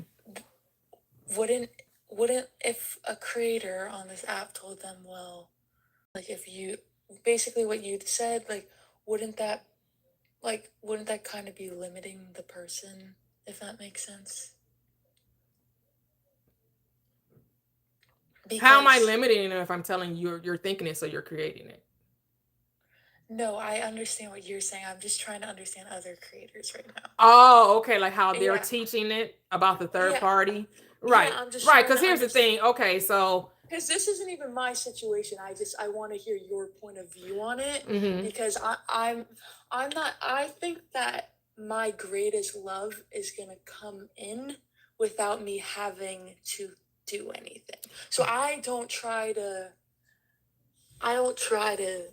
manifest SPs.